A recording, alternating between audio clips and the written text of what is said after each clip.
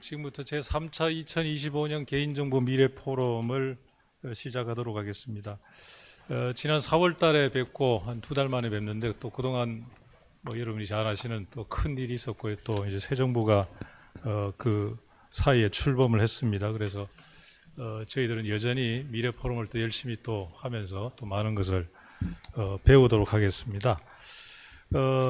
오늘 또 이제 바쁘시지만은 또 우리 고학수 위원장님 또 부위원장님 또 국장님 이제 참석하셨고 또 지금 위원회에서는 아마 오늘 굉장히 중요한 일이 지금 있다고 합니다. 그럼에도 또 많이 관심을 가지고 참석해 주셔서 대단히 감사하게 생각합니다. 그러면 오늘은 두 분을 모시고 저희들 발제를 듣도록 하겠습니다. 오늘은 이제 AI 관련되는 우리 이제 개인정보 보호와 관련된 기술을 발표를 하시는데요. 두 분 먼저 소개를 드리고 시작을 하도록 하겠습니다. 먼저 이종규 T-사이언티픽 이사님 소개 올리겠습니다. 박수 좀 부탁드리겠습니다. 그 다음에 김기태 UPS 데이터 대표님입니다. 먼저 이종규 이사님께서 AI 기반 대화형 텍스트 비식별화 기술이라는 이제 주제로 발제를 하겠습니다. 우리 위원회에서 이제 그동안 이제 요 사업 관련해 가지고 사업을 수행한 경험이 조금 이제 포함되어 있다고 합니다. 제목으로 봐서는 정확히 이해를 못합니다만 좀 들어보면 또 이해가 될 수 있을지 기대를 하고 듣도록 하겠습니다. 그러면 이종규 이사님 부탁드리겠습니다. 20분 정도 하십니다. 네, 안녕하십니까. T-사이언티픽의 이종규입니다. 미래포럼 발제자로 초대를 해주셔서 감사합니다. AI 기반 대화형 텍스트 개인정보 탐지 및 비식별화 기술 주제로 발표를 시작하겠습니다. 네, 오늘 순서는 기술을 지금 연구하고 있는 T-사이언티픽의 소개와 대화형 텍스트에서의 탐지 및 비식별화 기술, 최근 개발 중인 멀티모달 미디어 환경에서의 개인정보 탐지 및 비식별화 기술, 마지막으로는 AI 발전에 따른 개인정보 보호 관련 이슈 사항들을 이야기해보도록 하겠습니다. T-사이언티픽은 1998년 옴니텔이라는 회사로 시작을 해서 사명을 변경을 했습니다. 정보보안, SI, IT 아웃소싱 등 IT 전반에 대한 사업 영역과 모바일 전자상거래 사업을 진행을 하고 있습니다. 저희 회사에서는 10여 년간 지금 개인정보 보호 사업을 하고 있고요. 그래서 한국인터넷진흥원과 우리나라 공공 민간 홈페이지 대상으로 개인정보 보호를 수행하는 개인정보 노출 및 불법 유통 대응 서비스와 아동 청소년 디지털 이출 권리 서비스 등의 정부에서 지원하는 개인정보 보호 사업들을 수행을 하고 있습니다. 그리고 개인정보 보호 솔루션을 자체 개발해서 개인정보 탐지 부분에 지금 사업을 수행을 하고 있습니다. 최근에는 AI를 이용한 개인정보 보호 기술을 접목을 해서 사업을 수행하고 있습니다.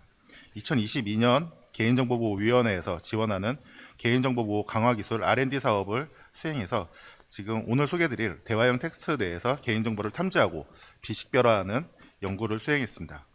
올해는 개인정보보호위원회에서 지원하는 신뢰 기반 AI 개인정보보호 활용 및 기술 개발 R&D 사업을 수행해서 멀티모달 환경에서의 개인정보 탐지, 추적, 삭제하는 기술 개발을 2027년까지 3년 기간으로 수행을 하고 있습니다. 대화형 텍스트에서의 개인정보 보호 과제는 챗GPT나 이루다 사건 등에서 개인정보 보호 유출 사고를 막고자 하는 것에서 시작됐습니다. AI 시장이 커지면서 개인정보 보호 시장도 같이 성장을 하고 프라이버시 인핸싱 테크놀로지라는 개인정보 보호 강화 기술, 즉 PET 기술과 같은 개인정보 보호 관련 신기술의 수요도 같이 성장을 하고 있습니다. 대화형 텍스트에서 개인정보 보호 연구과제의 다음 페이지 넘어가세요. 이런 개인정보 노출 사고에서 예방 및 신기술 수요를 지원하기 위해서 주요 R&D 내용으로 보면은 일단 대화형 텍스트에서 개인정보 탐지를 하는 내용을 가장 우선적으로 합니다.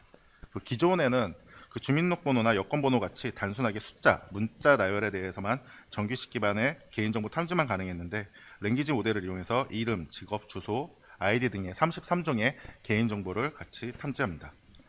탐지된 개인정보는 비식별화 기능을 통해서 개인정보 노출 사고 예방을 합니다. 탐지된 모델은 기본적으로 NER 모델을 사용을 해서 문장 내 개체들을 인식, 분류하고 개인정보 탐지에 특화된 프라이버시 NER 모델을 거쳐서 개인정보를 탐지하게 됩니다. 네. 개인정보를 탐지하는 방식은 대화 내용을 입력하면 우측에 보시는 내용과 같이 계좌번호나 지명을 인식해서 그 내용을 태그로 표기를 합니다. 단수 숫자가 아닌 문장에서 맥락을 인식하는 것이기 때문에 화면에서 가장 우측 하단에 보이는 것 같이 개인정보를 표시할 때 특수문자나 숫자를 한글로 표시하는 내용도 같이 탐지를 할 수 있습니다. 지역명, 학교 등과 같이 하나의 개인정보 가지고는 개인정보 식별이 어려운 내용도 대화의 전체 맥락을 이용하면 특정 개인을 지목할 수도 있기 때문에 대화 전체의 내용을 보고 재식별 위험도를 측정합니다. 식별된 개인정보는 개인정보 비식별 처리로 이어집니다. 비식별은 다른 이름으로 변경을 하는 가명 처리, 개인정보 항목을 지우는 삭제, 통계적 목적으로 데이터를 이용하기 위한 범주화 등 용도에 맞는 방식으로 비식별화 처리를 합니다. 일반적으로는 AI 학습에 사용되는 데이터는 가명, 합성 처리를 많이 하고 실시간성으로 개인정보를 탐지하고 보호하는 경우에는 삭제나 마스킹 기법이 주로 많이 사용이 되고 있습니다. 3년간 저희는 이런 개발을 통해서 저희 회사 T-사이언티픽, 월드버텍, 아임클라우드, 연세대학교 컨소시엄은 개인정보 탐지율은 98.6%라는 높은 탐지 성능을 달성했습니다. 그리고 저희가 얻은 개발 노하우를 공유하기 위해서 학술 논문이나 표준화 제안을 진행했습니다.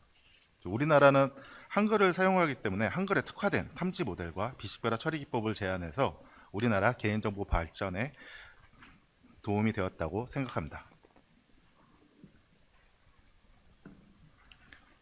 네, 연구개발을 통해서 한글에 대한 명확한 개인정보 보호 가이드라인을 제시하였고 한국어에 특화된 AI 학습 데이터 품질 향상에 이바지하였습니다. 네, 이렇게 기술 개발을 할 수 있도록 R&D 과제를 기획해 주시고 지원을 해주신 개인정보보호위원회에 이 자리를 빌려서 다시 감사드립니다. 본 기술을 이용을 해서 실시간성이 필요한 챗GPT나 일반 채팅에 활용돼서 실시간성으로 올라오는 개인정보들에 대한 차단을 할 수 있습니다. 그리고 대화형 외에도 일반 문서들에 대해서도 별도 학습을 진행해서 홈페이지나 문서, 데이터 공개 사업에서 안정성 확보 용도로 활용이 되고 있습니다. 실제 활용 케이스를 보면요. 그 민원 콜센터에서 기록되는 개인정보에 대한 탐지 삭제를 해서 안전하게 저장을 할 수 있도록 지원을 하고 의료 분야에서는 진료 내용 등에 대해서 그 STT라는 스피치 투 텍스트 기술을 이용해서 그 내용을 연동을 해서 음성을 텍스트로 변환을 한 후 개인정보의 내용을 탐지하는 서비스로 응용을 했습니다. 이때는 초반에는 그 의료 전문 용어 때문에 인식률이 한 50% 정도 수준이었는데 한 2주간 재학습을 거친 다음에 다시 진단율이 향상되었습니다. 일반적으로 자동 채팅 서비스에도 도입을 해서 무분별하게 개인정보가 저장되는 것을 방지하고 있습니다. 네, 텍스트에서 개인정보를 탐지하고 비식별화하는 이 기술 다음 단계로는 그 멀티미디어 내에서 개인정보를 탐지하고 비식별화하고 있는 기술입니다. 네, 이 기술부터는 지금 현재 개발 중인 기술로 이해를 해주시면 되겠습니다. 최근에는 그 비전 언어 AI 모델이 발전하고 멀티모달 시스템들이 개발되면서 개인정보 노출 사고 위험도 같이 커지고 있습니다. 영상, 음성, 텍스트 등이 결합된 그 멀티모달 데이터에서의 개인정보를 검출하고 위험성을 측정하는 기술을 개발 중에 있습니다. 결합된 미디어 데이터에서 맥락을 이용하고 개인정보 노출 위험이 없는 재학습이 가능한 AI 학습용 데이터를 만드는 것을 그 목적으로 합니다. 그리고 추론, 계획, 학습 등의 유연한 대응이 가능하기 위해서 AI 에이전트 기술을 적용해서 데이터 특성에 맞는 비식별화 결과를 출력을 합니다. 네, 텍스트, 이미지, 동영상, 음성에서의 컨텍스트 맥락 분석, 시계열 분석, 데이터 결합을 통한 분석을 수행해서 개인 단위의 개인정보를 식별하고 그 위험도를 산정합니다. 여기서 나온 결과는 합성 처리나 삭제 등의 비식별화 과정을 거쳐서 AI 학습용 데이터로 사용을 해도 안전한 형태로 변환을 하게 됩니다. 네, 예시 화면을 좀 보시겠습니다. 예시 화면을 보시면 SNS에 동영상이 포함된 텍스트가 있습니다.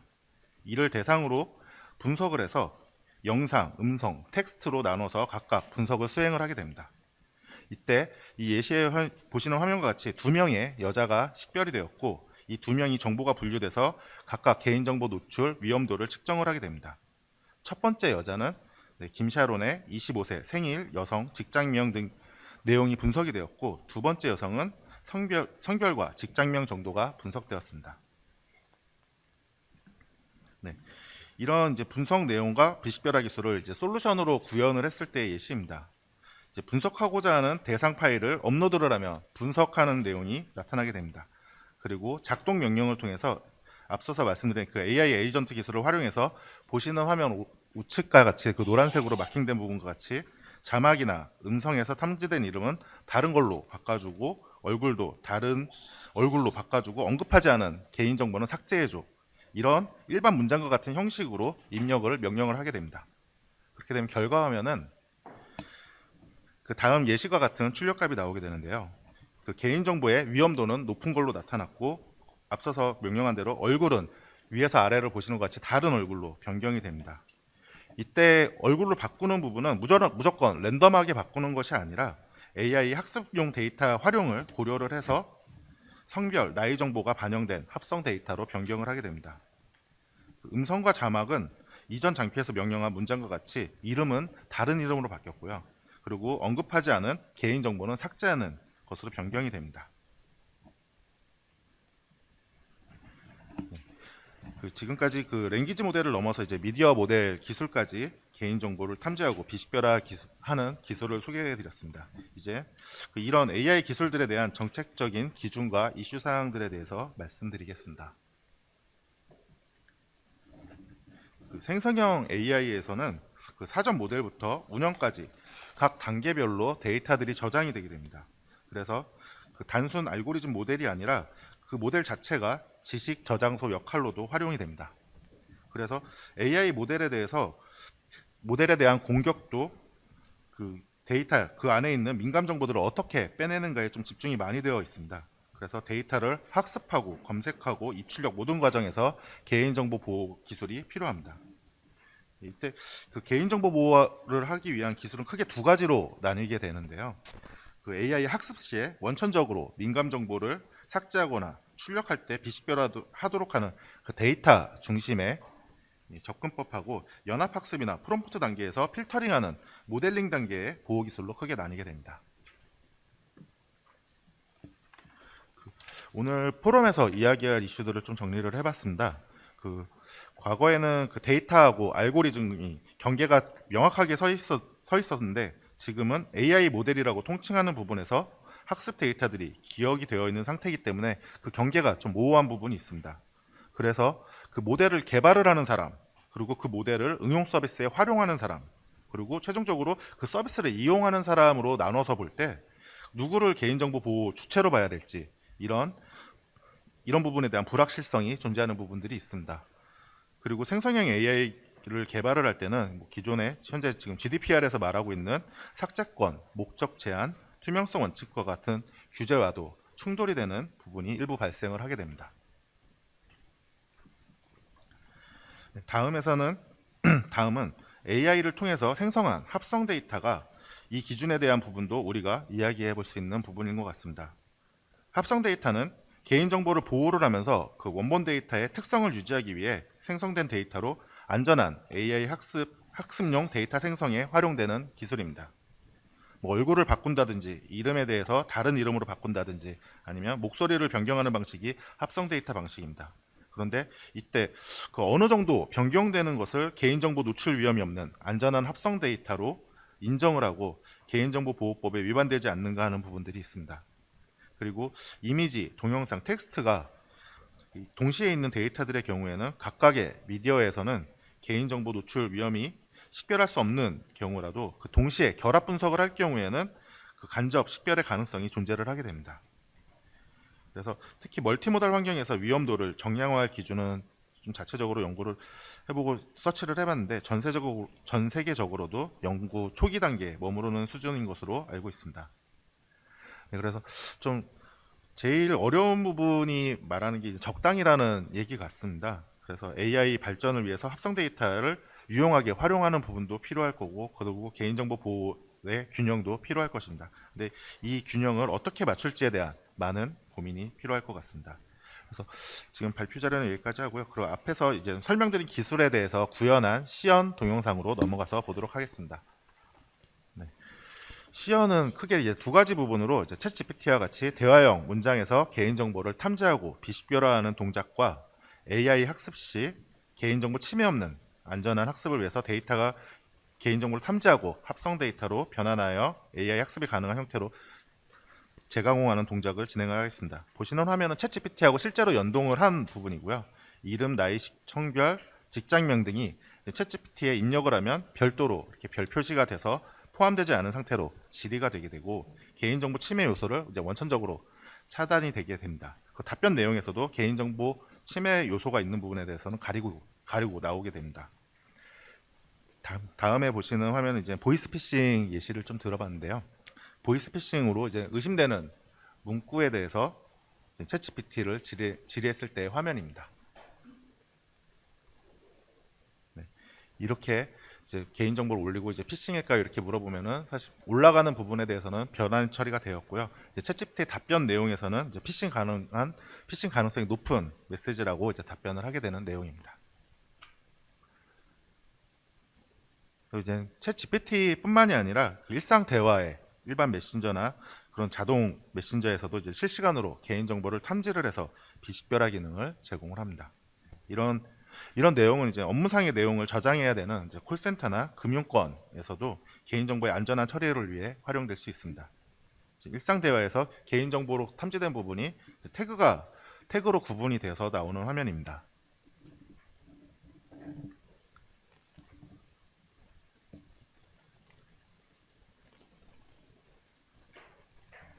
네, 그리고 태그로 나오게 되고요. 그리고 이제 아래쪽에는 이제 개인정보를 이제 특수문자나 이제 숫자를 한글로 이렇게 바꿔서 넣는 변형 개인정보에 대해서도 탐지가 되는 부분들이 있습니다. 보시는 화면에서 보면 이제 계좌번호가 이제 숫자하고 이제 특수문자로 섞여서 나오게 되는데요. 이 부분도 정상적으로 개인정보 탐지로 인식을 하게 됩니다. 네, 다음은 그 AI 학습을 위해서 이제 기초 데이터에서 개인정보를 식별하고 이제 합성 데이터로 변환을 하는 기능입니다. 이제 개인정보를 이제 리스트에서 개인정보 탐지할 목록에서 선택을 하고 여기서 이제 실행을 하게 되면 개인정보 항목들을 식별을 해서 태깅이 되게 됩니다. 보시는 UI에서는 이제 각각 개인정보별로 이제 색상별로 해서 이제 식별이 된 화면이고요. 이 결과를 이제 AI로 학습용 데이터로 사용을 하기 위해서 이제 JSON 형태로 파일이 자동이 변환이 돼서 자동 저장이 됩니다. 여기서 이제 개인정보 AI 학습용 데이터의 품질을 보존하기 위해서 합성 데이터로 이제 변경을 할 경우에는 성별이나 나이, 그 특징들을 고려를 해서 최대한 이제 학습되는 데이터의 품질에 손상이 가지 않도록 하는 것이 가장 핵심 기술입니다. 네, 이상으로 시연을 마치겠습니다. 오늘 준비한 발표 여기까지입니다. 경청해 주셔서 감사합니다.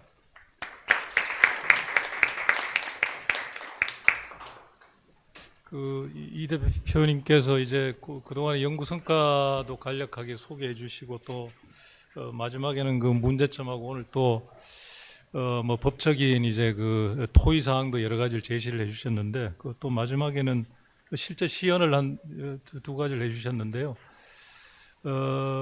시연을 좀 상세하게 좀 봤으면 좋았겠다는 생각이 좀 듭니다. 글씨가 좀 작아가지고 아마 저도 그렇고 여러분들이 아마 그랬을 것 같다는 생각이 좀 들었어요. 그래서 나중에 혹시 시간이 되면은 뭐 혹시 궁금하시면은 우리 위원님들 질문을 하시면은 그때 조금 그 시연 내용을 조금 구체적으로 좀 설명을 해 주시면은 주제를 이해하는 데 큰 도움이 될 것 같다는 생각이 좀 들었습니다. 하여튼 수고 많으셨습니다. 나중에 궁금하신 점은 나중에 종합 토론 때 여러분 질문을 해 주시기 바랍니다. 자, 바로 이어서 김기태 대표님께서 실시간 수집 개인정보 익명화 기술을 주제로 발표해 주시겠습니다. 예. 안녕하세요. UPS 데이터의 김기태입니다. 발표할 기회를 주셔서 감사합니다. 근데 원래 사실 한라대학교 김준석 교수의 이제 알고리즘이고요. 그걸 발표를 해야 되는데 오늘 다른 일이 있어서 급하게 제가 불려왔습니다. 그래서 지금 뭐 말씀드리는 것까지는 어떻게 잘 커버가 될 것 같은데 나중에 너무 어려운 질문하시면 제가 좀 어려울 수도 있으니까 양해 좀 부탁드리고 시작해 보도록 하겠습니다. 본 연구는 2022년부터 2024년까지 개인정보보호위원회의 지원을 받아서 연구를 했고요. 정확하게 이제 실시간 데이터와 트랜잭션 데이터의 익명화 방안에 대한 연구 중에 실시간 데이터에 관련된 부분에 대해서만 오늘 말씀을 드리겠습니다. 전체적으로 왜 필요한지와 그다음에 문제점과 연구 목적 그리고 어떻게 하는 건지 그리고 알고리즘하고 그다음에 결론 및 향후 연구 방향 요 순서대로 말씀드리도록 하겠습니다. 실제 실시간 데이터를 사용하는 그 실시간 데이터가 굉장히 유용하게 사용될 부분들은 많이 있습니다. 여기서 나오는 뭐 온라인 주식 거래라든지 아니면 뭐 뒤에 나와 있는 이제 뭐 그 의료에 대한 정보라든지 실제 사용될 수 있는 가능성들은 되게 많이 있고요. 그리고 여기 나와 있는 예시들 중에 일부는 우리나라에서도 실제 사용되고 있다라고 보시면 될 것 같습니다. 그래서 온라인 주식 거래 같은 경우에는 뭐 수만 건의 주식 주문이나 이런 것들을 실시간으로 스트리밍 돼서 그 데이터의 이제 상황들, 그러니까 실시간으로 어떤 주식 거래가 어떻게 이루어지고 있는지 이런 것들을 바로바로 판단하고 그리고 거기에 혹시 부정 거래와 관련된 내용들은 없는지 이런 것들을 실시간으로 파악하기 위해서 실시간 익명화가 필요하고요. 그리고 법적 책임 문제도 연결될 수 있습니다. 두 번째로 말씀드릴 예시는 범죄 신고 시스템이고요. 일단 시민들이 실시간으로 범죄를 신고하거나 아니면 뭐 CCTV나 IoT 센서 등을 통해서 범죄 상황을 탐지해서 스트리밍 데이터를 전송할 수 있을 겁니다. 이런 경우에도 이제 신고자의 위치나 뭐 실시간 영상 이런 데이터들이 익명화 처리가 제대로 되지 않으면 이제 신고자나 주변 인물의 신원 노출 이런 위험들이 발생할 수 있고요. 그래서 정보가 분석되기 전 단계부터 실제 각각의 시스템에서 보내는 그 시점에 이미 익명화 처리나 이런 것들이 되어야 시민의 안전을 보호할 수 있는 부분들이 발생합니다. 그 다음은 이제 환자 모니터링 시스템 예시인데요.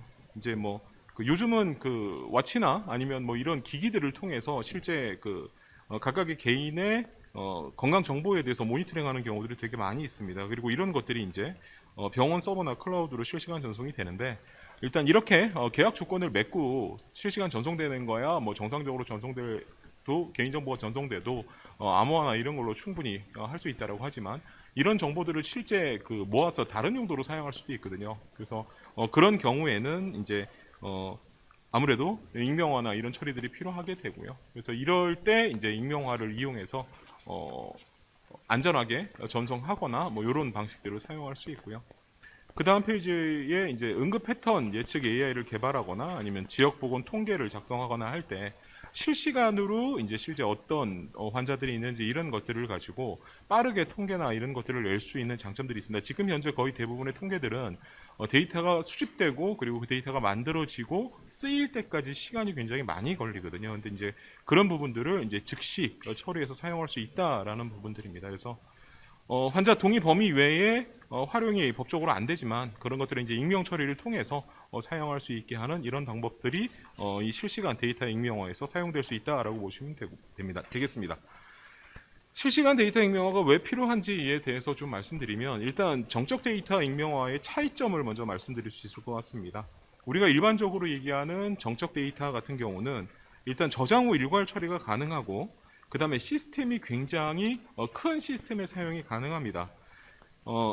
그리고 익명화의 시간적 여유도 굉장히 많고요. 그리고 공격 위험이 상대적으로 낮은 안전한 환경에서 이루어집니다. 그런데 실시간 데이터 익명화 같은 경우는 지속적이고 무한한 흐름이고 사실 언제 들어온다라는 것도 정확하게 보장할 수 없는 상태고요. 그 다음에 이제 즉시 노출되면 위험한 정보가 포함될 수도 있고 그리고 또 하나는 굉장히 낮은 시스템 사양에서 처리가 되어야 할 필요도 있다라는 부분들도 발생합니다.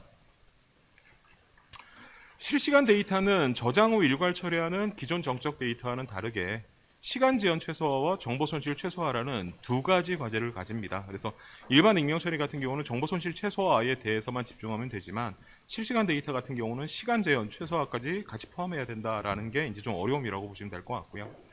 그리고 데이터가 계속 유입되기 때문에 어떤 특정 시점을 끊어서 품질을 유지하는 것들이 상당히 어렵습니다. 그래서 실시간 처리의 핵심 과제는 개인정보 보호와 데이터 유용성의 균형 확보를 어떻게 하느냐라는 거고요. 기존의 알고리즘이 있었습니다. 그래서 UBDSA라는 알고리즘이 있었고요. 이 알고리즘의 성능을 개선한 SUH-DSA라는 알고리즘을 본 연구를 통해서 개인정보보호위원회에서 지원한 연구를 통해서 제안하게 되었습니다. 일단 기본적으로 익명화 처리고 그 익명화 처리의 기준이 우리나라에서는 그리고 뭐 전 세계적으로 어디든 거의 K익명성을 가지고 하기 때문에 K익명성을 유지하면서 이제 런타임을 단축하고 정보 손실을 감소하고 평균 지연 시간 유지를 실현하는 방식으로 알고리즘이 구현되었습니다. 먼저 UBDSA의 의의와 한계에 대해서 좀 말씀드리겠습니다. UBDSA는 정보 손실뿐 아니라 평균 지연 시간까지 함께 고려한 최초의 접근이었고요. KL이라는 새로운 인포메이션 로스, 그래서 그 데이터의 유용성에 대한 클러스터 거리 측정 지표를 통해서 정밀도를 향상했다라는 데 이제 의의가 있었습니다. 하지만 여전히 성능 개선 여지가 존재를 했고요. 그래서 이 UBDSA와 동일한 수준의 보안을 유지하면서 다음과 같은 성능을 저희 연구에서 달성했습니다. 그래서 정보 손실률 같은 경우에 14%에서 77% 정도 테스트를 했을 때 감소를 했고요. 이때 이 테스트는 저 UBDSA 논문에서 테스트했던 거와 완전히 동일한 환경에서 테스트를 진행했습니다. 그리고 최소 24.5초에서 최대 29.88초로 런타임을 대폭 감소시킬 수 있었고요.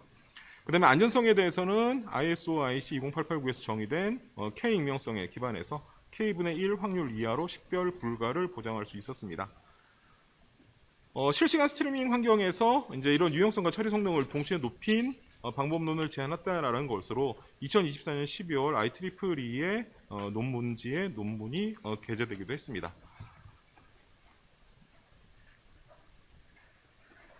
죄송합니다. 제가 넘겼어야 되는데 한 페이지를 안 넘겼네요. 네. 네, 실제 이제 이 실시간 데이터 익명 알고리즘이 어떻게 동작하는지에 대해서 좀 말씀을 드리겠습니다. 일단 SUH-DSA는 4단계로 구성된 프로세스를 실시간으로 반복을 합니다. 그래서 프리컴퓨트 단계에서 일반화 트리를 생성하고 그 다음에 각 노드의 리프 노드 수를 미리 계산하고 쉽게 얘기해서 어떻게 범주화를 할 수 있는지 어떻게 일반화를 할 수 있는지에 대한 일반화 트리를 먼저 만들어 놓고요. 그 다음에 이제 어사인 클러스터 단계에서 각각의 들어오는 데이터들에 대해서 식별자를 제거하고 QI와 QI가 아닌 것들, 그러니까 K익명성을 적용하는 단위인 QI와 그 외의 데이터들을 분리를 합니다. 그리고 기존 클러스터 중 최소 K 디스턴스를 갖는 클러스터에 배정을 하게 되고요.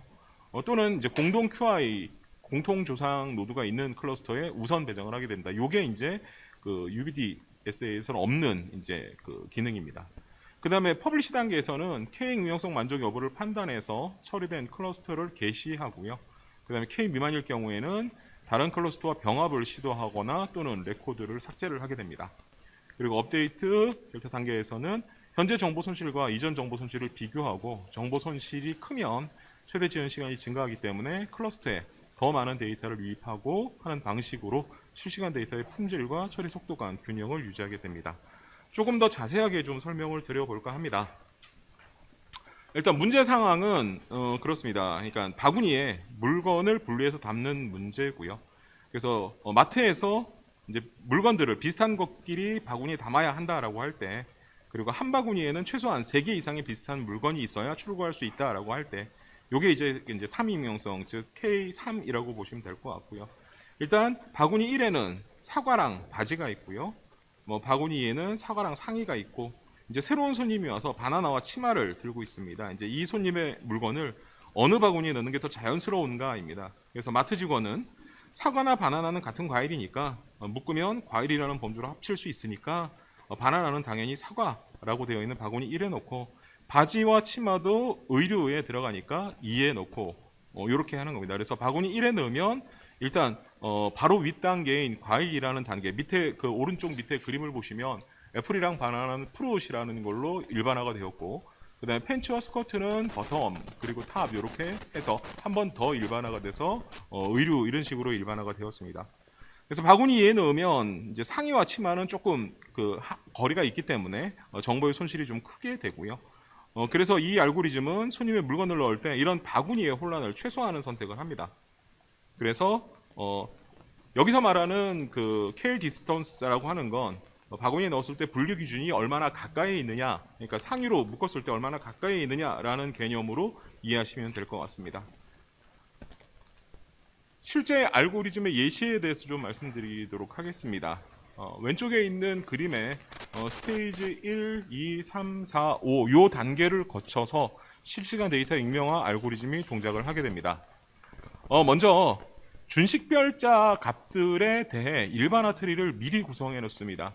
요거는 이제 실제 시스템을 적용하는 시점에 그때 왔다 갔다 하는 데이터들에 대한 분석을 통해서 QI가 어떤 것들이 있는지를 파악하고 그 QI에 대해서 미리 저 노드들을 만들어 놓고 그 노드의 거리나 이런 것들에 대한 것들을 미리 만들어 놓는다라고 보시면 될 것 같고요. 이렇게 함으로 인해서 정보 손실을 계산할 때 빠르게 참조해서 계산 성능을 높일 수 있게 됩니다. 그리고 두 번째로 이제 총 8개의 레코드가 실시간으로 순차 입력되었다고 판단할 때 왼쪽 밑에 그림을 보시면 되는데요.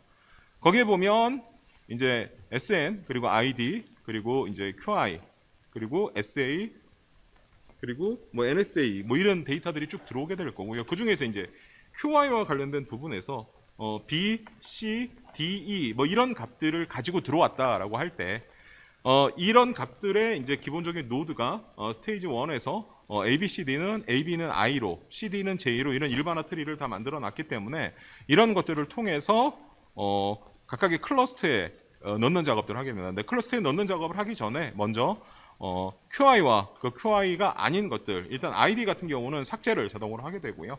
그 ID가 아니고 이제 SA나 NSA 뭐 같은 것들에 대해서는 분리를 해서 처리를 하게 됩니다. 그래서 각 레코드에서 이제 10글자 말씀드렸고 이렇게 이제 분리해서 하는 이유는 뭐냐면 전체 데이터를 처리하는데 굳이 데이터를 그렇게 용량을 많이 사용할 필요도 없고요. 그리고 말씀드렸지만 실시간 처리를 하는 시스템들이 그렇게 높은 성능을 갖고 있지 않습니다. 그래서 가능한 한 분리해서 최소한의 처리를 할 수 있도록 분리를 하는 것들이 필요합니다. 그 다음에 이제 4단계에서 클러스터를 배정을 합니다. 그래서 SN1에서 SN5까지의 5개의 클러스터에 각각의 값들을 집어넣습니다. 그래서 클러스터 A에는 뭐 A와 B 그리고 클러스터 B에는 C, D, C 그리고 클러스터 C, DC 그리고 슬러트 C에는 E 그리고 슬러트 D에는 H. 그래서 최종적으로 라운드 2까지 돌고 나면 그 안에 들어가 있는 데이터는 클러스터 A에는 A와 B가 들어가게 되고 클러스터 B에는 C, D, C가 들어가게 되고 클러스터 C에는 F, E 그리고 클러스터 D에는 H가 들어가게 됩니다. 이렇게 들어갔을 때 클러스터 B에는 보시면 J가 그러니까 C와 D 동시에 하나 위에 있는 노드인 J가 3개가 나오기 때문에 3익명성을 만족한다라고 생각하고 다음 페이지 출판 쪽에 보시면 클러스터 B는 3개의 레코드가 모였기 때문에 3익명성을 만족한다라고 보고 일반화 후에 출판을 하게 됩니다. 그리고 클러스터와 A의 C는 각각 2개의 레코드만이 남게 됩니다. 그래서 이 2개의 레코드만이 남는 것에 대해서 병합을 하거나 삭제를 할 수 있는데 먼저 병합 시도를 합니다. 그래서 클러스터 C 같은 경우는 클러스터 D에 있는 정보와 왼쪽에 그 노드를 보시면 클러스터 D에 있는 정보와 하나의 상위만 올라가면 EFG에서 K로 가고 K에서 M으로 하나의 상위만 더 올라가면 병합이 되기 때문에 거리가 2 정도밖에 안 됩니다. 그래서 이럴 때는 이제 병합을 해서 M으로 만들어서 내보내게 되고요. 근데 A, B 같은 경우는 그 외에 다른 데이터도 없고 하기 때문에 어느 정도 지연 시간을 설정하고 그 지연 시간이 지나게 되면 삭제하는 방향으로 처리를 하게 됩니다. 이 처리 방식은 실제로 지금 현재 한 그 2개 정도 사이트에 적용되어서 사용되고 있는 방식이고요. 다음 이제 결론 및 향후 연구 방향에 대해서 말씀드리겠습니다.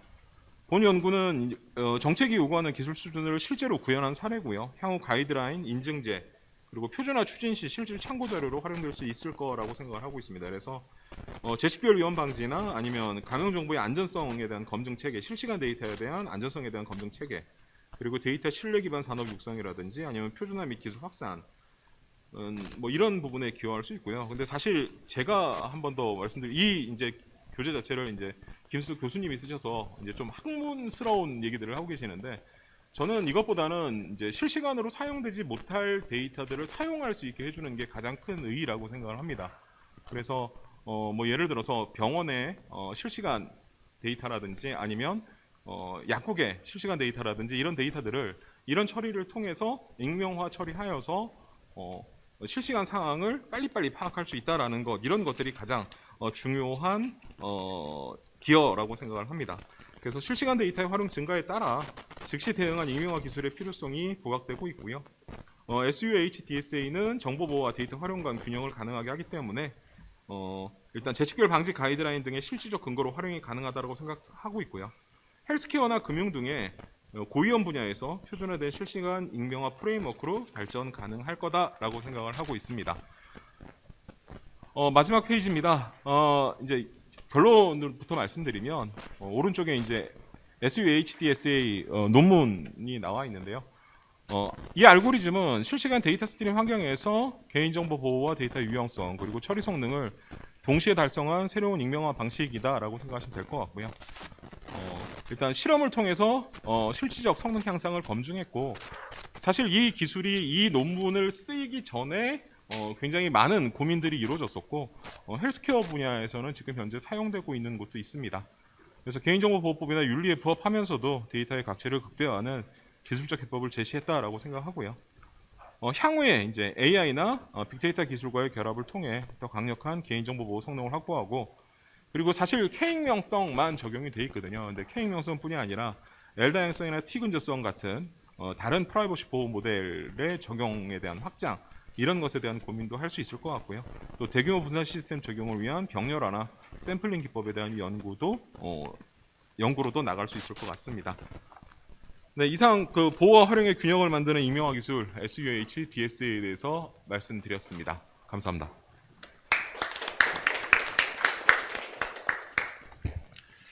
예, 여러분 발표 잘 들으셨죠?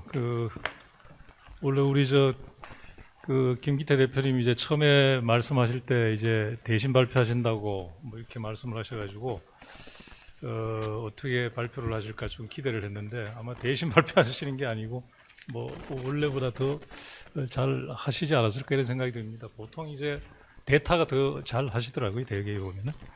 그런 느낌을 있었고요. 역시 저는 잘 이해가 좀 안 됐습니다. 처음에 이제 들어갈 때는 뭐 필요성을 이제 말씀하셔가지고 익명화 필요한가 해서 조금 이해가 되는 듯 해가지고 이거 내가 좀 이제 이해하는 것도 좀 생겼구나 이런 생각을 했는데 그다음에 이제 알고리즘 말씀을 하시니까 이제 전혀 뭐 이해가 안 됐습니다. 그래서 아마 이따가 여러분들 궁금하신 점 많이 물어보실 것이라고 생각을 합니다. 그래서 오늘 이제 좀 시간이 좀 빨리 끝났는데요. 요 두 분 이제 발표를 들어보니까 역시 우리 그 보호위원회가 보통 우리 중앙행정기관이 하는 게 이제 정책 개발하고 정책 연구하고 뭐 이런 것들을 주로 하는데, 우리 이제 보호위원회 좀 특별한 좀 이 중앙행정기관의 생각을 다시 한번 좀 했습니다. 이제 개인정보 보호 기술이라는 게 굉장히 이제 생소한 분야이기도 하지만은 이걸 이제 직접적으로 지원해가면서 연구 개발을 이렇게 선도하고 있다는 걸 다시 한번 좀 느꼈습니다. 우리 행정기관으로서는 굉장히 중요한 일을 다시 하고 있다는 걸 다시 새삼 좀 느낀 또 그런 이제 경험이었습니다. 지금부터 한 60분 정도 뭐 토론을 한번 하도록 하겠습니다. 아까 두 분 발표가 이제 시간에 좀 쫓기다 보니까 굉장히 이제 짧게 이제 끝난 감이 좀 있습니다. 그래서 이번 뭐 시간을 통해 가지고 혹시 궁금했던 점 질문도 하시고, 그 다음에 또 아까 토론 주제도 이렇게 몇 가지 제시가 좀 됐었는데요. 거기에 대해서 또 의견도 주시기 바랍니다. 저 질문 뭐 토론하실 때 어느 발표자님께 이제 말씀을 듣기를 원하시는지까지 말씀을 하시면서 좀 질문을 주시면 좋겠습니다. 예. 그러면 뭐 우리 첫 번째 누가 질문을 하실까요?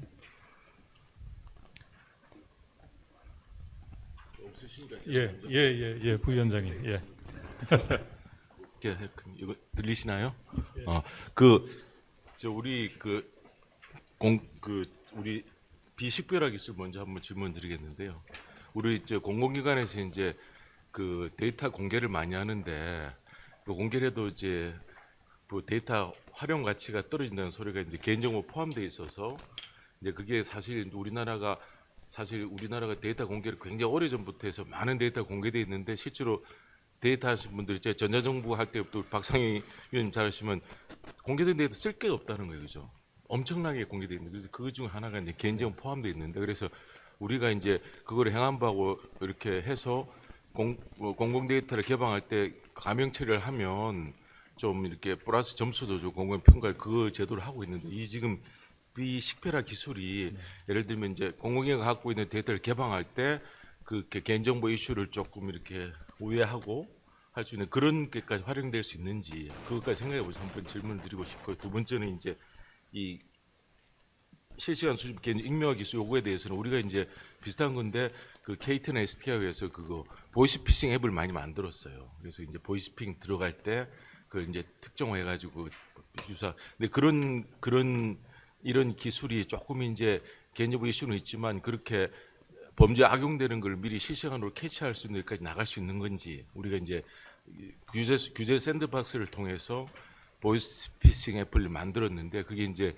개인정보 이슈나 그런 법적인 한계 때문에 규제 샌드박스를 만들었잖아요. 그래서 그런데 그거를 좀 더 확장시켜서 실시간으로 그런 범죄 보이스피싱 범죄에 직접 다이렉트리 기술을 이용할 수 있는지 꼭 한번 궁금해서 아무도 안 하시는 것 같아서 제가 먼저 질문 드렸습니다. 죄송합니다.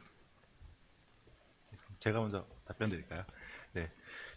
일단 제일 먼저 이제 데이터 공개를 할 때 이제 비식별화에 대한 영역인데요. 저 말씀해 주신 대로 저희도 본 과제를 수행할 때 공개되어 있는 데이터에서 수집을 하려고 많이 노력을 했습니다. 그래서 공개되어 있는 사업에서 근데 실상 쓰려고 보니까는 결론적으로 하나도 못 썼어요. 왜냐하면은 개인정보 다 지워져 있거든. 저희는 개인정보를 탐지를 하려면 개인정보가 있는 데이터를 가지고 학습을 시켜야 되는데 데이터 공개에 있는 거에서는 이제 개인정보보호법 준수를 위해서 다 삭제가 되어 있는 상태이기 때문에 결론적으로는 다 새로 구해서 시나리오를 다 써가지고요.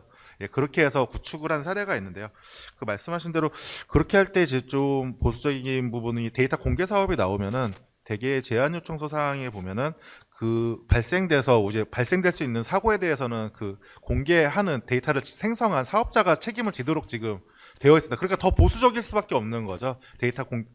학습용 데이터를 만드는 사업자도 그래서 더 보수적이 돼서 지금 그렇게 됐다고 이해를 하고 있고요.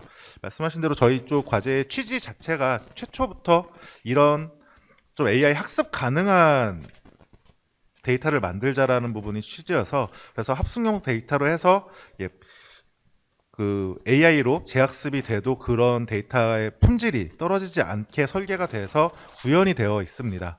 그래서 지금 기술적으로는 지금 다 구현이 되어 있는 상태고요. 그래서 품질을 안 떨어뜨리기 위해서 앞에서 말씀드린 예를 들어서 남자 이름이다 이렇게 하고 전화번호가 나왔다 그러면 그 남자의 합성 데이터로 변환을 해도 같이 다른 남성의 이름으로 이렇게 변환이 되도록 그런 쪽으로 이제 기술적으로 준비가 되어 있고요. 다만 이제 정책적으로 좀 준비가 되어 있는 거는 이 기준일 것 같습니다. 그래서 어느 정도의 데이터의 변환에 합성 데이터의 변환에 대해서는 이제 이 허용이 되느냐 이 부분만 좀 명확하게 돼 있다 그러면은 좀 좋을 그 민간에서도 데이터 활용을 할 때가 좀 좋을 거라고 생각이 되고요. 예를 들어서 저희가 이제 SNS에서 이제 데이터 공개를 해서 그걸로 이제 API로 해서 학습을 하려고 해도 그 SNS 그 사이트에 이제 해외 기업이겠죠. 거기에서는 그 약관에 나와 있습니다. 데이터 써도 된다고 나와 있는데 그거를 저희가 못 쓴 이유는 우리나라 국내법이 그거에 대한 명확한 기준이 없는 부분들이 있었습니다. 그래서 이거를 써도 되는지 안 써도 되는지 법률 검토를 하다가 이게 결론이 안 나니까 결론적으로는 못 쓰게 되는 부분들이 있었는데요. 이런 부분에 대해서 좀 오늘 자리나 다 앞으로 이제 정책에 이제 관여를 해주시는 분들께서 많이 좀 고민을 해주셨으면 하는 내용이 있습니다. 네, 이상입니다. 네. 추가적으로 좀 말씀드리면 일단 공공 데이터 같은 경우는 저는 사실 쓸 게 없다라고 하는 데 대해서 별로 동의하지 않고 있고요. 그래서 그러니까 공공 데이터를 공개함으로써 그 공개된 데이터를 사용할 수 있는 분야들이 분명히 있습니다. 그러니까 통계를 낸다든지 아니면 흐름을 본다든지 이런 부분에 있어서의 사용 가치는 분명히 있다라고 생각하고요. 그런데 이제 그 공공 데이터 법이나 이런 그 법령상의 문제 때문에 지금 현재 사실 가명 정보나 이런 것들은 공공 데이터로 공개할 수 없게 돼 있거든요. 그러다 보니까 이제 개인 정보가 실제 들어가 있는 정보들을 필요로 하시는 분들은 공공 데이터에서 쓸모가 없다라고 말씀하시는 건 현실적으로 사실인 것 같고요. 그건 아무래도 방금 말씀하신 것처럼 재현 데이터, 합성 데이터 쪽으로 이제 풀어야 될 문제인 것 같고요. 두 번째로 이제 그 보이스피싱 등에서 사용할 수 있는지에 대해서 말씀하셨는데, 보이스피싱 등에서 사용하는 건 사실은 실시간 텍스트 처리나 아니면 실시간 음성 처리 기술이고, 그거는 제가 발표드린 부분은 실시간 음성이나 이런 건 아니고 이제 그 정형 데이터처럼 돼 있는 게 이제 실시간으로 날라오는 케이스였거든요. 그래서 저희 기술을 그냥 써서 그 하는 건 좀 어려울 것 같고요. 그건 저보다 먼저 발표하신 분 기술에서 충분히 AI 접목시켜서 하면 할 수 있을 것 같고, 저희는 그것보다는 이제 좀 그러니까 음성이나 이런 멀티미디어 데이터가 아니라 정형 데이터가 이제 실시간으로 올 때의 케이스에 가깝다라고 말씀드릴 수 있을 것 같습니다. 네, 감사합니다. 네, 안녕하세요. 한국소비자연맹 정지연입니다. 오늘 두 발표 잘 들었고요. 사실 이제 소비자의 입장에서 오늘 발표하신 내용들은 이미 다 상용화가 되어 있어야 되는 거 아니야? 막 이 정도 전 좀 생각이 조금 들었었거든요. 그래서 발표하신 내용이 사실 이제 비식별 조치 가이드라인에 있었던 그 내용들이 여서 사실은 이제 그 K 익명성이라는 부분이 사실 저희는 이제 낮은 수준의 보호 수준이라고 좀 생각하고 있거든요. 그래서 아직 그 우리의 그런 보호 조치의 수준이 이 정도인가? 이게 아직 상용화가 안 된 건가라는 조금 생각이 들었거든요. 그래서 그런 관점에서 지금의 이제 현 상황하고 이게 그러면 상용화가 어느 정도 어느 시기에 가능한지가 조금 궁금하고요.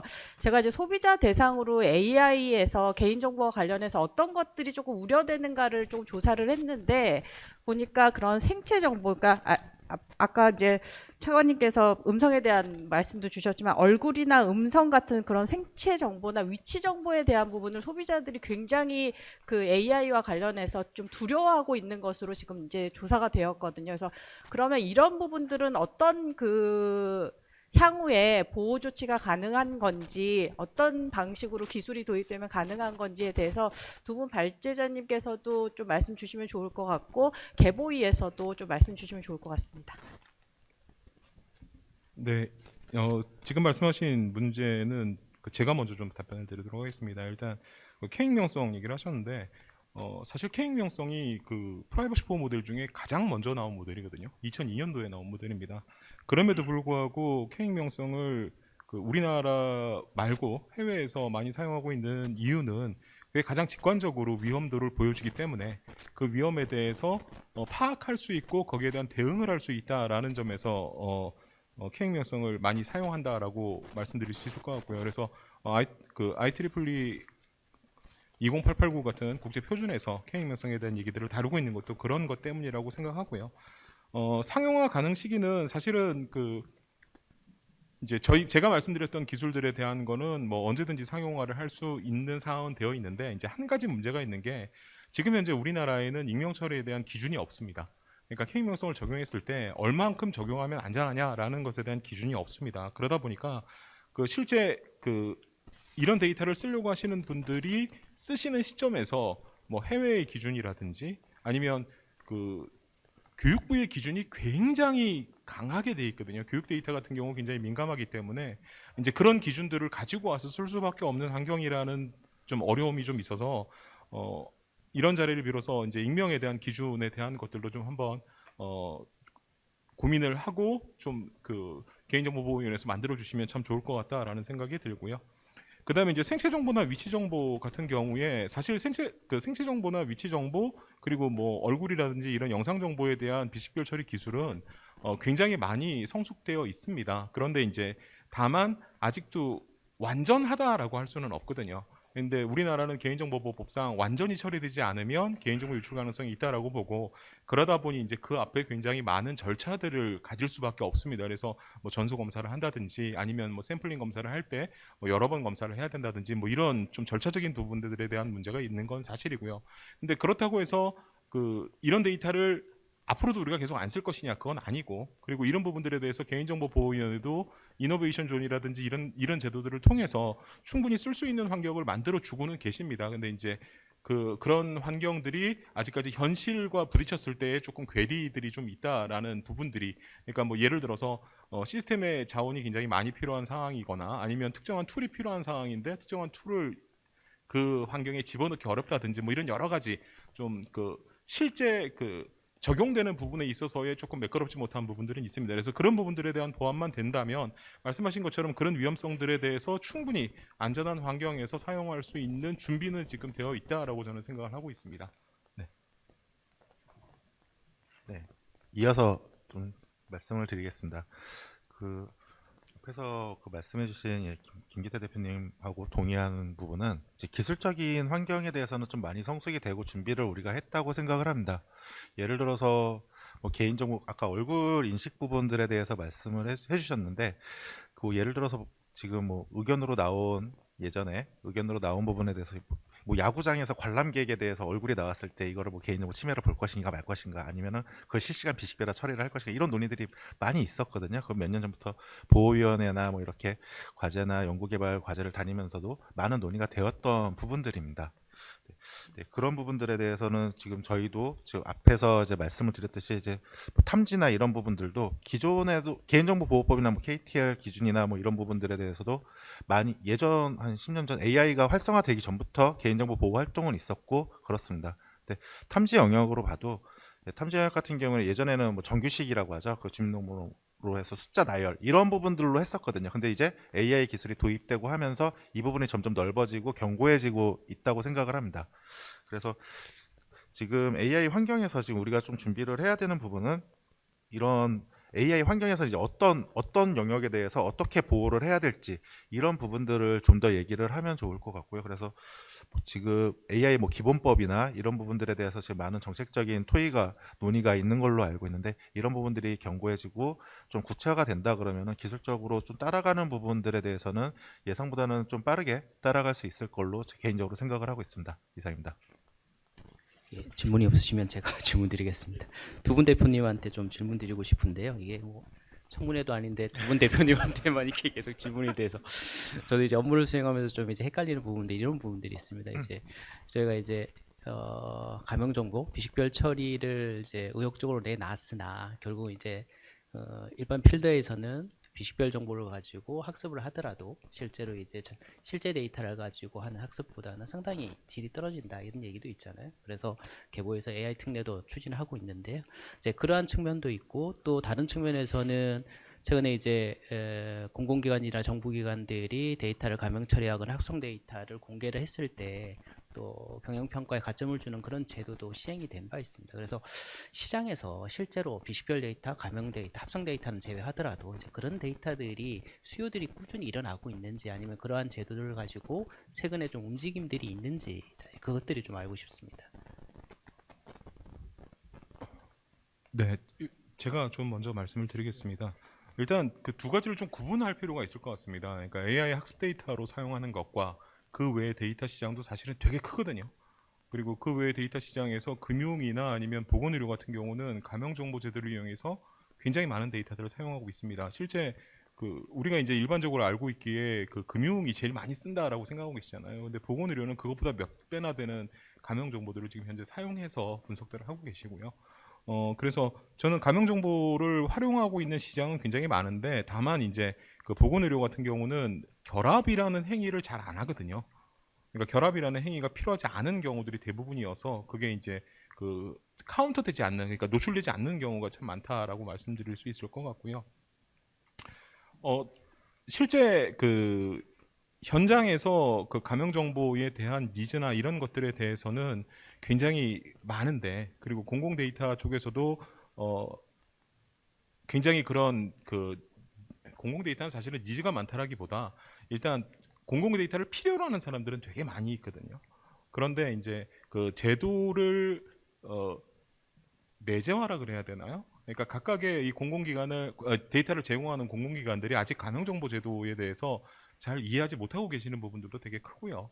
그리고 말씀하신 것처럼 그 KPI에 들어가서 이제 가점 제도를 주는 걸로 알고 있는데 그게 이제 사실 올해부터 이제 고민들을 하고 계시는 것 같아요. 그래서 제가 보기에는 지금 현재 올해에 되게 많은 공공기관들이 거기에 대한 고민들을 하고 계신 걸로 알고 있고요.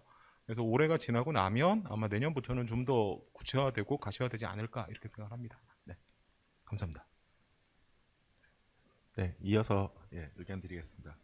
우선 저희 같은 경우는 지금 솔루션으로 가지고 있는 게 예를 들어서 이제 홈페이지에서 이제 웹 크롤링을 해서 개인정보 탐지 여부를 보는 이제 솔루션을 가지고 이제 AI 기술을 접목을 해서 지금 사업화를 많이 하고 있는데요.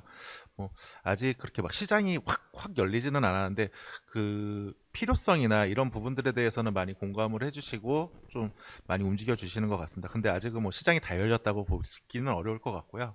뭐 예를 들어서 예전 한 이런 솔루션을 한 10년 동안 개발을 했었는데 10년 전만 생각을 해보셔도 홈페이지에 개인정보들 엄청 많으셨을 거예요.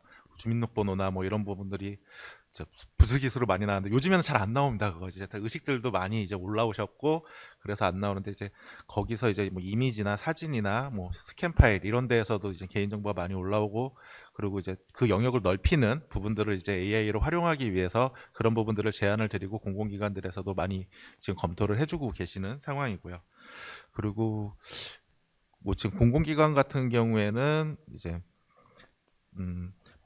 지금 개인정보보호위원회에서 이제 작년에 발표를 해주신 내용이었는데 그 홈페이지 쪽 개인정보 보호를 위해서 이제 동영상이나 이런 멀티모달 영역으로 확대를 하겠다 이런 기자 그 의견 자료가 있었는데 그런 부분들에 대해서도 이제 구현 타당성이나 이런 부분들을 검토를 하면서 좀 개인정보보호위원회에서도 좀 앞장서서 이런 좀 신기술에 대한 접목이나 적용을 검토를 하고 있는 걸로 알고 있습니다. 근데 뭐 아직 시장이 뭐 전체적으로 많이 열렸다 이렇게 보기는 어려운 상황인 것 같습니다. 근데 곧 열릴 걸로 기대하고 있습니다.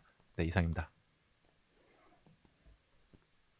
예, 또 다른 분들 혹시 뭐 이렇게 질문하실 게 좀 생각하실 때까지 제가 아까 우리 저 발표하실 때 우리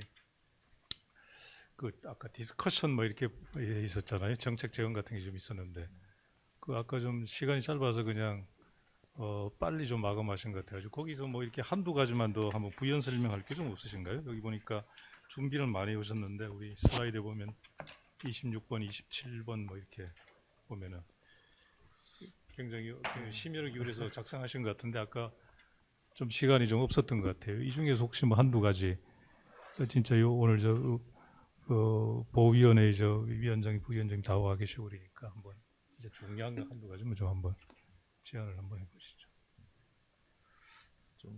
제일 중요하게 좀 저도 그러니까 중요하다고 하기보다는 좀 어렵다고 말씀을 드릴까요? 막 이거 어떻게 해야 되는 거야라고 되는 부분들이 있었는데요.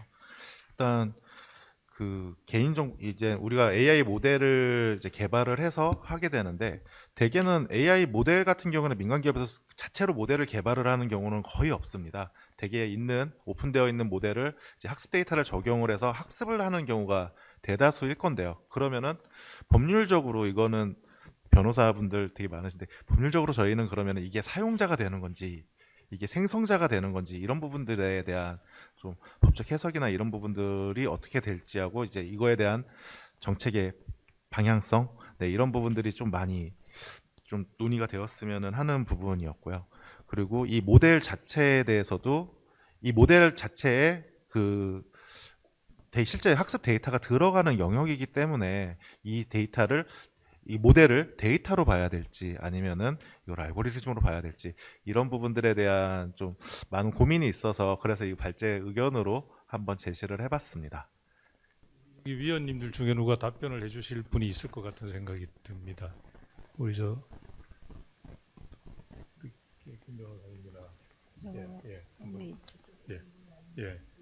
그냥 이 김기태 대표님은 예전에 해커톤에서 뵙고 한 2년 만에 뵙는 것 같은데 그때도 K 익명성 가지고 토론을 꽤 오래전에 했었고 이제 이거를 보면서 약간 느끼는 게 개인정보보호위원회 만들 때 그때 이제 고학수 위원장님도 그때 같이 토론을 같이 했었었는데 개인정보보호법을 만들 때 저희가 가명화도 중요하지만 익명이라든지 익명기술의 발전도 사실 개인정보보호위원회가 중요 과제로 접근을 해야 된다는 토론도 했었거든요. 근데 그때로부터 시간이 이제 꽤 많이 흘렀는데 이게 익명 기술의 발전이 전혀 이루어지지 않고 있었구나라는 생각이 문득 들고, 또 그 현장에 계시고 있는 대표님들이 느끼는 뭔가 자괴감이 굉장히 크신 것 같은 느낌도 같이 지금 제가 좀 느끼고 있거든요. 그 이유 중에 하나가 개인정보보호위원회에서 개인정보의 정의가 조금 정리가 안 된 것도 굉장히 큰 역할을 하고 있다. 가령 예를 들면은 K 익명성은 전제가 적어도 싱글아웃된 것은 개인정보로 보는 전제 하에 이제 이런 기법들이 나오는 것인데, 우리 개인정보보호위원회는 싱글아웃 돼도 개인정보가 아닌 경우가 있을 수 있다라고 지금 예외를 지금 계속 만들어 나가고 있는 상황이니, 이걸 익명 기술을 만들기가 상당히 어렵겠구나라는 생각이 문득 들고, 그렇다면은 사실은 그동안 익명화 기술 개발을 위해서 또는 그런 촉진을 위해서 개인정보보호위원회가 그 정책적 방향을 제대로 설정하지 않았던 것이 아닐까라는 의문이 제가 조금 갑자기 들었습니다. 그래서 오늘 두 분 대표님들께 이런 기술의 발전과 개발에 물론 어려운 점들이 상당히 많겠지만 개인정보보호위원회가 좀 이런 점들을 살펴서 이렇게 좀 정책을 조금 만들어 주십사는 것이 있을지 좀 궁금해서 여쭤보고 싶고요. 조속히 개인정보보호위원회가 개인정보의 정의에 대해서 조금 명확한 입장을 가지고 그 싱글아웃된 것이라든지 중요한 개인을 특정할 수 있는 정보에 대해서는 개인정보성을 판단하는 그런 과정이 좀 필요하지 않을까, 그렇게 말씀을 드리고 싶습니다. 이상입니다. 저는 이제 이종규 이사님 질문에 대해서 이제 답변해 주시려고 기대했는데 또 새로운 또 질문을 해주셔가지고 이건 뭐 나중에 우리 보위원회에서 아마 우리 고학수 위원장님이 제일 잘하시는 것 같긴 합니다. 나중에 혹시 답변을 해주실 수 있으면은 뭐 부탁을 드리고요. 일단 아까 그 우리 이종규 이사님 말씀하신 그 이용자인지 또 생성자인지 그죠? 그 네, 논란이 맞습니다. 있는데 그거는 우리 저 최경진 교수님이 그래도 이 인공지능 법학회 회장으로서 한번 잘 유권 해석을 좀 해주시죠, 그거는. 네. 못 들으셨죠? 질문을 못 들으셨구나. 다시 우리 강 변호사님 네.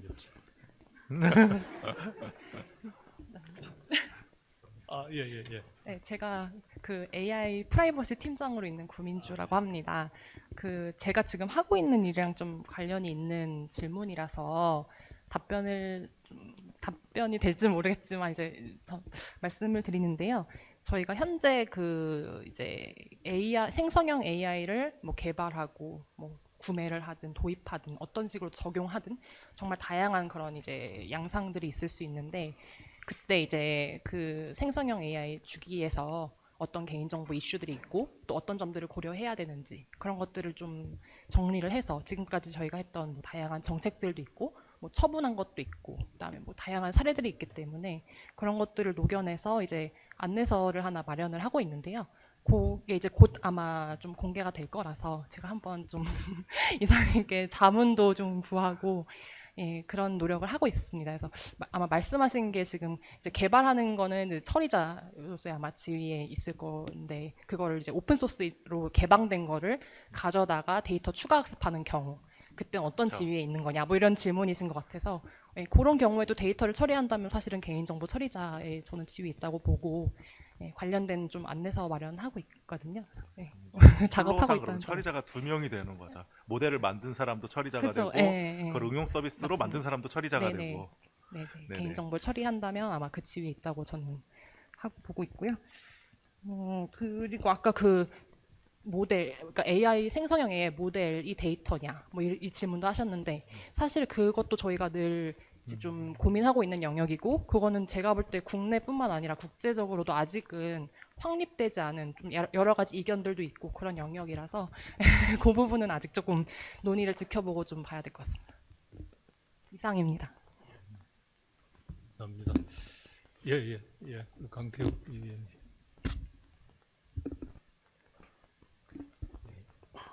두 분 발표가 제가 잘 들었고요. 일단 일단 이사님한테 질문하기 전에 K 익명성 얘기가 나와서 조금 제 생각을 말씀드리면, 일단 K 익명성은 K가 특정값 이상이면 개인정보가 아닌 걸 보겠다라는 의미인 거지, 반대로 K 값이 그 일정값 이하일 때 개인정보이어야 된다라는 개념은 아닌 걸로 알고 있고요. 그리고 개인정보의 정의와 관련해서 이것도 김보라 변호사님이랑 생각이 좀 다를 수 있는데, 이게 지금 한참 오랫동안 몇십 년 가까이 논의를 해온 거고 계속 정의가 바뀌고 있는 상황인 것 같아요. 그리고 기술의 발전이 빠르다 보니까 그 정의의 변경도, 그리고 개인정보의 범위도 계속 바뀌는 것 같아서 지금 이 순간에 개인정보 어떠하다라는 입장을 내는 거랑 개인정보는 무엇이다라고 해서 영구적인 또는 일정 기간 이상 사용될 수 있는 그런 정의를 내놓는 건 좀 다른 의미일 것 같다라고 저는 생각을 하고, 그래서 개인정보의 정의를 명확하게 나누는 기준 하는 게 워낙 어려운 일이기도 하거니와 그게 그만큼 가치가 있는 건가라는 생각을 일단 저는 좀 해봤습니다. 사실 그 얘기를 들은 건 아니고 이동규 이사님께 좀 질문을 드리고 싶었던 게 있는데요. 아까 살짝 여쭤봤던 거는 멀티모달에서 텍스트 이외에 다른 데이터와 결합되거나 아니면 음성이나 영상 부분에 대해서 식별 부분 어떻게 처리할까에 대해, 이 부분에 대한 뭔가 인사이트들이 있으실 것 같아서, 아니면 최근의 기술 동향이나 이런 부분도 좀 궁금해서 좀 말씀해 주십사 하는 요청이 하나 있고요. 그 다음에 자료 그 15페이지 보면 연구 성과라는 게 있는데, 이게 연구 성과 중에 하나는 KS 표준안인데요. 개인정보 식별에서 개인정보를 잘 구분을 하자. 그래서 이걸 좀 뭔가 표준 체계를 만들면 결국에 식별한 처리를 하는데 좀 도움이 되지 않을까라는 방법인 것 같은데요. 이게 민간이 아니라 이렇게 KS 표준안처럼 공식 표준이잖아요. 이런 식으로 진행되는 사례들이 일단 있는지가 좀 궁금하고요. 뭐 아니면 이런 방식에 대해서 유용성에 대해 좀 설명도 해주셔도 좋을 것 같고요. 그 옆에 있는 98.6%인데요. 98.6%를 탐지를 해서 개인정보를 없앨 수 있으면 이게 평균임이 1.4% 남잖아요. 네. 그러면 100만 개면 1.4%면 14,000개잖아요. 뭐 예컨대 그 문자로 쓴 주민번호라고 하면, 문자로 쓴 주민번호가 100만 개 중에 14,000개가 남아 있는데, 이게 뭐 AI든 아니면 대규모 데이터 처리를 할 때는 사실 적지 않은 수치일 것 같은데요. 일단 이 수치가 결국에는 기술적으로 현재 할 수 있는 가장 최선이라면 어쩔 수 없는 거일 것 같고요. 그래서 그러면 다른 데서는 이 식별 또는 추출하는 비율, 이게 98.6이라는 수치가 뭐 외국이나 아니면 다른 기술들에서는 어떠한지, 뭐 현재 봐서 이것보다 더 수치를 높일 수 있는 방법들이 있긴 한 건지, 뭐 이런 부분들에 대해서 의견을 좀 여쭙고 싶습니다. 네. 세 가지 말씀을 해주셨는데 그 어느 것 하나 쉬운 게 없습니다. 네, 우선 지금 저희가 기존 과제에서, 그러니까 기존에 3년 동안 개발을 한 건 이제 LLM 모델, 언어 모델을 사용을 해서 개인정보를 탐지하고 식별을 하는 부분들로 소개를 드렸고요. 그래서 지금 다음 부분으로 해서는 이제 멀티모달 부분에 대한 이제 영역으로 확대를 했는데, 그 부분에서 저도 처음에 이제 개발 검토를 하기 전에는 LLM 모델을 확장을 시켜서 그냥 언어는 언어, OCR이든 OCR 이렇게 할 거라고 생각을 했는데, 그렇게 개발 방향을 잡고 있지는 않고요. 지금 비전하고 텍스트하고 같이 동일하게 지금 병행해서 지금 분석을 할 수 있는 모델들이 나오고 있습니다. 그래서 그런 모델들을 병행 같이 쓰면서, 그래서 영상과 텍스트 그 내용들을 같이 인식을 해서 분석을 하는 개발 방법론을 지금 개발을 연구를 하고 있고요. 근데 지금 숙제로 좀 있는 거는, 지금 크게 보면은 이제 멀티모달이라고 하면은 세 개의 미디어를 얘기를 하는데, 텍스트, 이미지, 음성을 하는데, 두 개는 어떻게 하겠는데 세 개는 어떻게 지금 잘 안 돼가지고, 이런 부분들을 지금 어떻게 구현을 할지 지금 과제 해서 지금 1년 차인데, 지금 그런 부분들을 좀 집중적으로 해서 지금 연구 개발을 나가고 있습니다. 그리고 표준화 부분을 말씀을 해주셨는데 저희가 표준화를 제시를 한 거는 이제 비식별화 부분에 대한 태깅이나 이런 분류 지침에 대해서 좀 기존 가이드를 잡기 위해서 한 부분인데 뭐 기술 표준의 유용성이라고 하면은 어느 정도 이게 그러니까 공식화된 뭐 이런 인증이 있다고 하면은 다른 데서 이제 아마 개발 초기에나 이제 어느 정도 기준을 잡으려고 하는 쪽에 많이 이익이 있을 것 같아요. 왜냐하면은 처음에 이걸 시작을 할 때 뭐를 기준으로 잡을지도 모르고 어떻게 해야 될지도 모르기 때문에 저희가 이제 표준으로 제안을 한 것도 그런 의미가 있었고요. 저희가 개발을 한 거를 저희도 시행착오가 되게 많았을 거잖아요. 이런 시행착오를 좀 다른 데서 이렇게 표준화 제정이나 뭐 이런 부분들로 되면은 여기서 시작점이 좀 다를 수가 있기 때문에 이런 부분들이 좀 가능하지 않을까 하는 부분으로 시작을 했었습니다. 그리고 마지막으로는 이제 98.6% 저는 상당히 뿌듯한 숫자인데 이게 100이 안 되냐라는 이제 문의셨는데요. 사실 IT나 어느 솔루션에서 100%를 장담을 한다는 거는 거의 좀 위험한 어려운 일입니다. 근데 다만 저희가 지금 98.6%라는 수치에서 지금 더 높인다고 하면은 지금 방법론적으로는 이런 방법이 있습니다. 그러니까 탐지의 영역을 민감도를 좀 더 높이는 거죠. 어떻게 보면 AI에서 이제 스코어를 하면은 뭐 F1 스코어 뭐 이렇게 여러 가지 스코어들을 되는데 그러면 탐지율을 높이기 위해서 반대적으로 과탐 부분, 오탐이죠. 과오탐 부분을 상대적으로 늘리는 방식으로 모델링을 하게 되면은 탐지율은 올라갑니다. 그런데 그 와중에 이제 그럼 오탐이 많아지기 때문에 이제 이런 부분들에 대해서는 이건 사람이 어쨌든 처리를 해야 되는 부분들이 있는 거죠. 그래서 우리가 계속적으로 지금 좀 실질적으로 필드에서 고민하고 있는 부분들은 이 개인정보 탐지율을 어떻게 높일까도 있지만 오탐을 어떻게 줄일까도 상당히 실 업무를 보시는 분들에서는 필드에서는 상당히 많은 고민이 되는 부분입니다. 예를 들어서 뭐 여권 번호 같은 경우에 정규식으로 타지면 99.9%가 오탐으로 나오거든요. 이제 이런 부분들에서는 이제 실무하시는 분들께서 많은 고민들이 있기 때문에 이 부분들에 대해서 어떻게 적정함을 잡느냐 이런 부분들에 대해서는 좀 방법론적으로는 있긴 있지만 그게 진짜로 유용한 방법일지에 대해서는 우리가 좀 다시 생각을 해봐야 될 것 같습니다. 네. 그리고 뭐 100%는 저는 어디에서도 100%라고는 얘기 안 할 겁니다. 네. 결국 AI가 탐지한 부분들에 대해서는 최종 확인은 사람이 해야 되는 부분들은 앞으로도 뭐 마찬가지지 않을까라는 생각을 합니다. 네. 답변이 되었을까요? 네. 이상입니다. 예.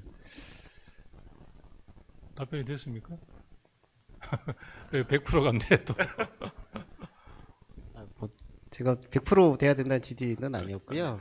뭐 아시겠지만 익명정보를 정의할 때 시간 비용 기술을 합리적으로 고려한 범위에서 식별할 수 없으면 이제 익명정보가 되는 건데 그러면 현재 기술과 그다음에 투입한 시간 말씀하신 것처럼 결국에는 수작업을 다시 해야 된다면 전수로 이게 100만 개가 아니라 100억 개면 어떡하죠? 라는 고민이 생기고 그럼 결국 일부는 남더라도 일단 합리적인 범위에서는 일부가 있을 가능성이 존재하더라도 그 부분은 익명정보 글쎄서 익명정보로 봐야 된다라는 게 지금 법의 해석인 거고 그다음에 저는 기술적으로 어느 정도 충분히 숙성된 기술까지 올라왔다면 뭐 수작업이 굳이 필요하지 않더라도 이후에 실제로 데이터가 노티됐을 때 그 상황에서 택다운만 잘 처리하면 그걸 익명정보처럼 이렇게 간주할 수도 있지 않나 라는 식의 로직을 좀 갖고 있기도 해서요.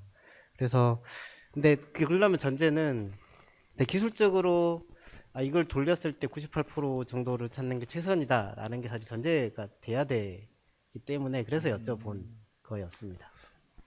추가로 말씀드리면 그 인식률을 높이는 부분은 아까 말씀드린 오탐을 좀 늘리더라도 이렇게 하는 방법도 있을 거고 특정 개인정보가 지금 저희가 33종 이렇게 찾는 환경에서 하는 건데 개인정보 항목을 줄이고 학습 데이터를 늘린다고 하면은 좀 더 뭐 탐지율이 올라갈 수도 있을 것 같습니다. 근데 저는 한계가 있다고 생각하는 부분이 만약에 100% 어느 부분에서 어느 환경에서는 100%가 나왔다고 하면 이게 어느 환경에서나 100%가 나올 거라는 장담은 아무도 못할 것 같고요. 그리고 혹은 그 100%가 공인인증 성적에 나왔다고 한들 그게 만약에 나와서 뭐 100만 분의 1에서 하나를 놓쳤을 때 법적 책임을 그 수행하는 쪽에서 안 질 수 있을 건지, 네, 이런 부분들에 대해서는 좀 더 이야기를 해봐야 될 것 같습니다. 네, 그러니까 계속 향상은 되겠지만. 아니요, 제가 변호사님하고 이제 그 들면서 저희가 어떻게 처리하고 있냐면요. 그게 이제 프리션하고 리콜하고 차이잖아요. 맞아요. 그래서 저희가 이제 대통령 기록물이 넘어오죠. 넘어오면 제가 대통령 기록물 전문위원장인데 공개돼야 될 것이 공개 안 되는 건 큰 이슈가 안 되는데 공개되지 말아야 될 게 공개되는 게 큰 이슈가 되거든요. 그래서 지금 그냥 이거는 저희가 하는 처리입니다. 수작업이 필요하다는 게 저희가 어떻게 하느냐면은 재현율을 이제 크게 늘리죠. 그러니까 오탐률을 늘리고 저희가 돌려요. 그러면 이제 오탐되는 게 이제 오탐인지 뭔지 하게 나타날 거 아니잖아요. 나타나잖아요. 그러다 이제 프리션율을 또 줄여서 높여서 또 해요. 그러면 그 차이가 떠요. 그러면 이제 정탐하고 그 저희가 재현율과 프리션하고 같은 거는 그냥 아예 보지도 않고 옆에 두고 오탐된 거에 한해서만 저희가 인간을 투입해 가지고 이게 오탐이냐 정탐이냐 판단하는 수로 지금 하려고 그래요. 안 그러고는 시간상 여유가 없어서 저는 뭐 개인적으로 그렇습니다. 100%라는 거는 있을 수가 없죠. 그거는요. 왜냐하면 상황에 따라서 저희들이 대통령 기록물 쪽 들여다보는 거하고 그다음에 지금 여기서 하시는 뭐 개인정보 들여다보는 거 제가 개인정보 보호, 그러니까 저희가 정보공개 안 한다는 게 A서부터 A1부터 A8까지인데 그중 하나 개인정보고 하나가 뭐 외교 뭐 국가 이런데 그거를 저희가 언어 처리해서 이제 돌리려고 그러거든요. 그래서 그렇게 하여간 저희가 처리하고 있습니다. 그래서 저는 100% 나오면 저는 하여간 그 시스템 저는 무조건 국가가 구매해야 된다고 보고 있습니다. 그거는 굉장히 어려워. 저희들도 사람을 줄여야 되는데 줄일 방법이 없는데 다만 있는 사람으로 빨리 처리하는 방법으로 저희들이 안 쓰는 건 그 정도입니다. 저희가 하는 거는. 그래서 제가 지지한답시고 지금 나서서 말씀드렸습니다. 저는 제가 기술을 했던 사람으로서 이게 98.6%가 거의 100%에 가깝지 않나 하는 생각이 드는데 그 아까 그 강 변호사님이 예를 들었던 100만 개 중에 14,000개가 아니고 저는 이 1.4%가 그 예를 들면 대화의 흐름 안에서 그 패러그래프 안에는 개인정보가 들어있지 않지만 서로 그 연관관계를 따져보다 보면 개인정보가 될 수 있는 부분이 있다. 그런 부분은 사람을 투입할 수밖에 없다. 그런 부분까지 맞습니다. 다 완벽하게 100%가 될 수 있을까 하는 생각이 듭니다. 물론 기술이 발전하면 가능하겠지만 그래서 이건 산술적으로 그 뭐 100만 개 중에 14,000개 이렇게 따질 문제는 아니라고 저는 생각을 합니다. 관련해서 제가 질문이 김기태 대표님한테 있는데요. 아까 그 감소율이 그 정형 데이터를 그 대상으로 하는데 정보 손실률이 14%에서 77%까지 이렇게 레인지가 넓은 이유가 뭔지 그걸 전 좀 궁금하더라고요.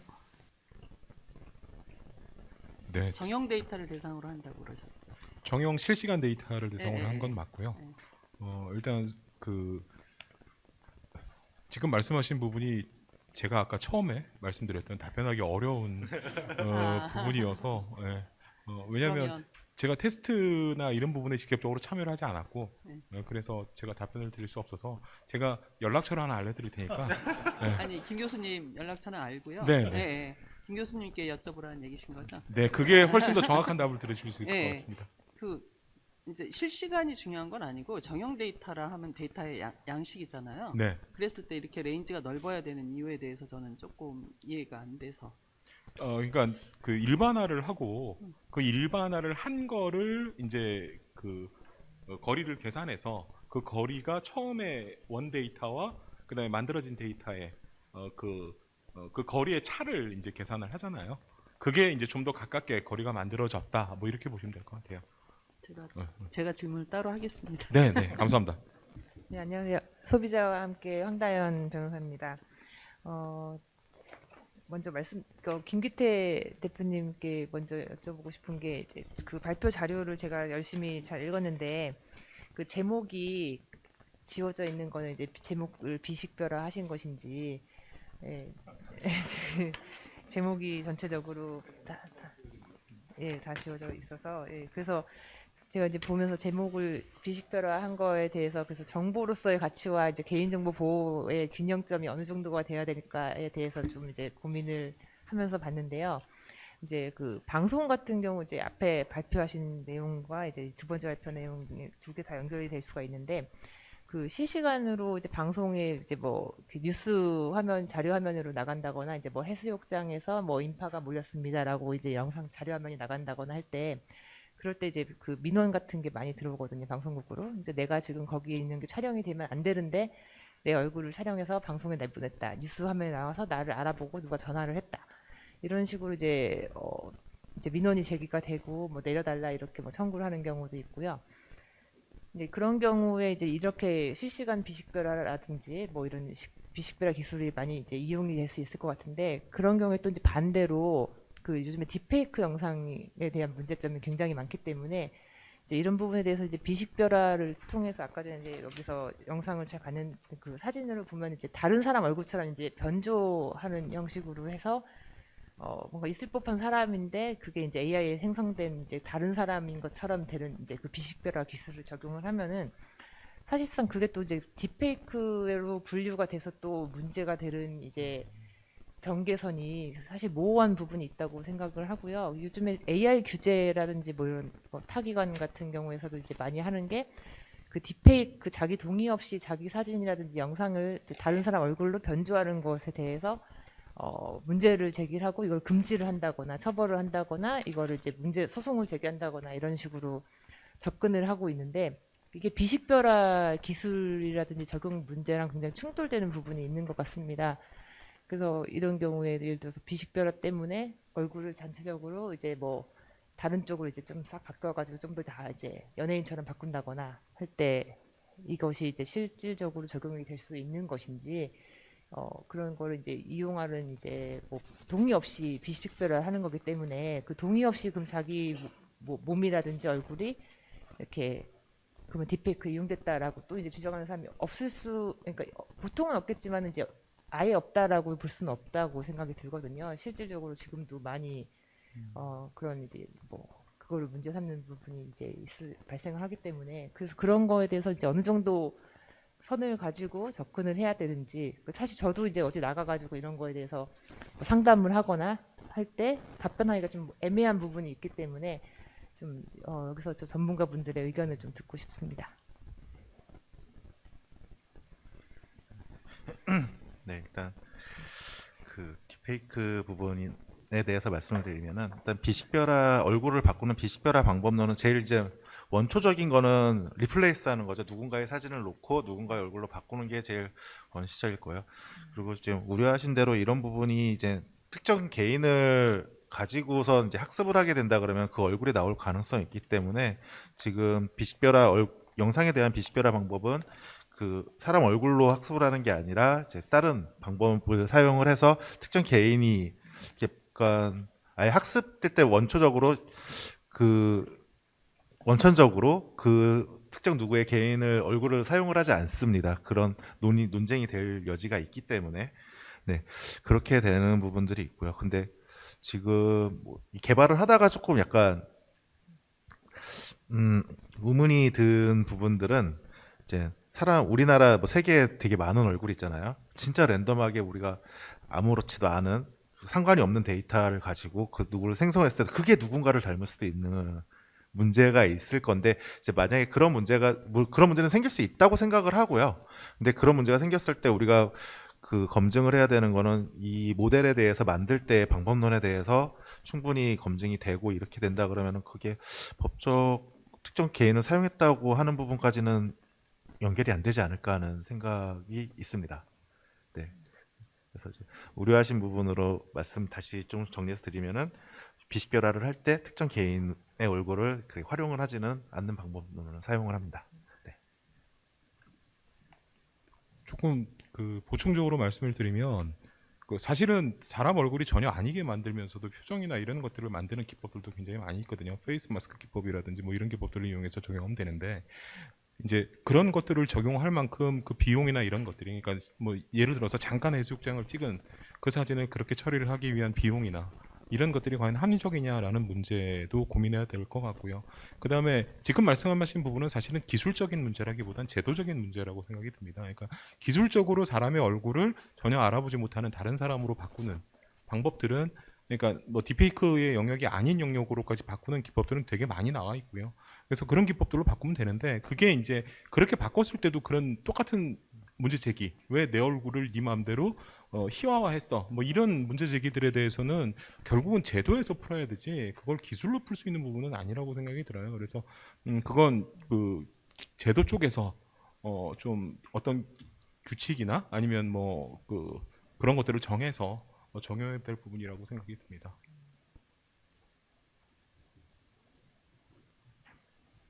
예. 이게 또 실시간 뭐 데이터 익명화나 비식별화하는 게 오히려 또 문제가 될 수도 있다는 뭐 그런 또 문제 제기네, 그죠? 네. 네. 그 본인의 동의 없이 왜 바꾸느냐? 나는 그냥 공개된 해수욕장에서 열심히 뛰어놀고 있는 모습이 그대로 나가길 바랬는데 왜 다른 사람을 바뀌었느냐? 뭐 그것도 그 일종의 프라이버시 관련해 가지고 또 제기될 수 있는 이슈 같긴 합니다. 예, 또 뭐 제가 김대한 위원님. 약간 다른 얘기해서 죄송한데요. 우리 2달 동안에 가장 그 방안의 코끼리가 이제 SK텔레콤 관련인데요.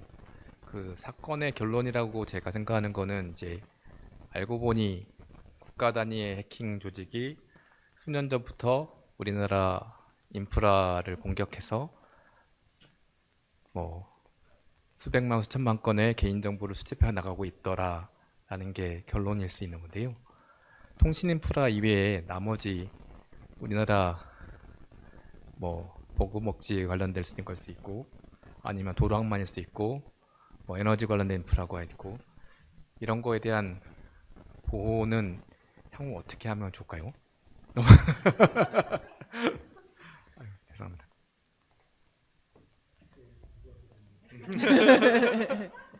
그걸 뭐 위원님 일단 좀 답을 한번 주시고 한번 거기에 대해서 다른 분들 토론을 하시는 게 좋을 것 같아요.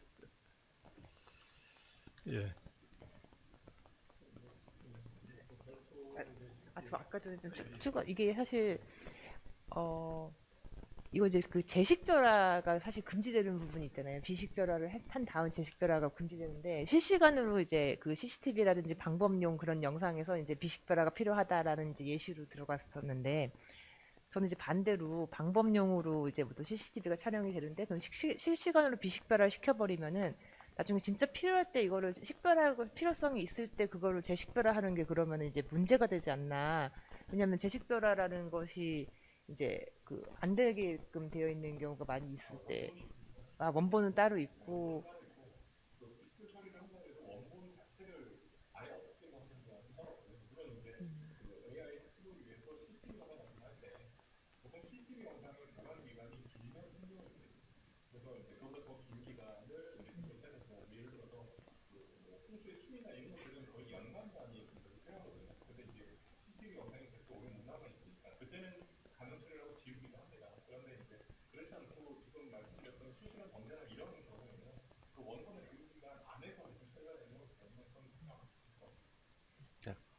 추가로 말씀을 드리면은 그 부분은 지금 그 개인정보보호위원회에서 R&D 과제로 해서 수행하고 있는 기업이 있습니다. 실제로 해서 이제 CCTV를 나오면은 그 비식별화해서 얼굴 마스킹이 안 되다가 유사시 이제 범죄 목적이나 이렇게 목적으로 사용이 될 때 그때만 쓸 수 있게 그런 기술이 지금 3년차 돼서 다 된 것 같은데요, 거의 다 됐을 때 된 것 같은데요. 네, 그렇습니다. 예, 또 뭐 질문 있으신가요? 그게 어떻게 지금 연구를 하고 있는지 그거 잠깐 소개를 해주시겠어요? 그 지금 말씀하시는 거. 직접 하시고 아니요, 계시나? 저희 다른 예, 아는 업체에서 하고 있어가지고 하고 있다는 것만 알고 있습니다. 저도 마지막으로 하나 질문 드리도록 하겠습니다. 죄송한데 제가 조금 늦게 들어와서 다 못 들었을 수도 있는데요. 익명 데이터, 익명 처리 방법에 대해서 굉장히 기술적으로 자세히 설명을 주셔가지고 정말 잘 들었는데요.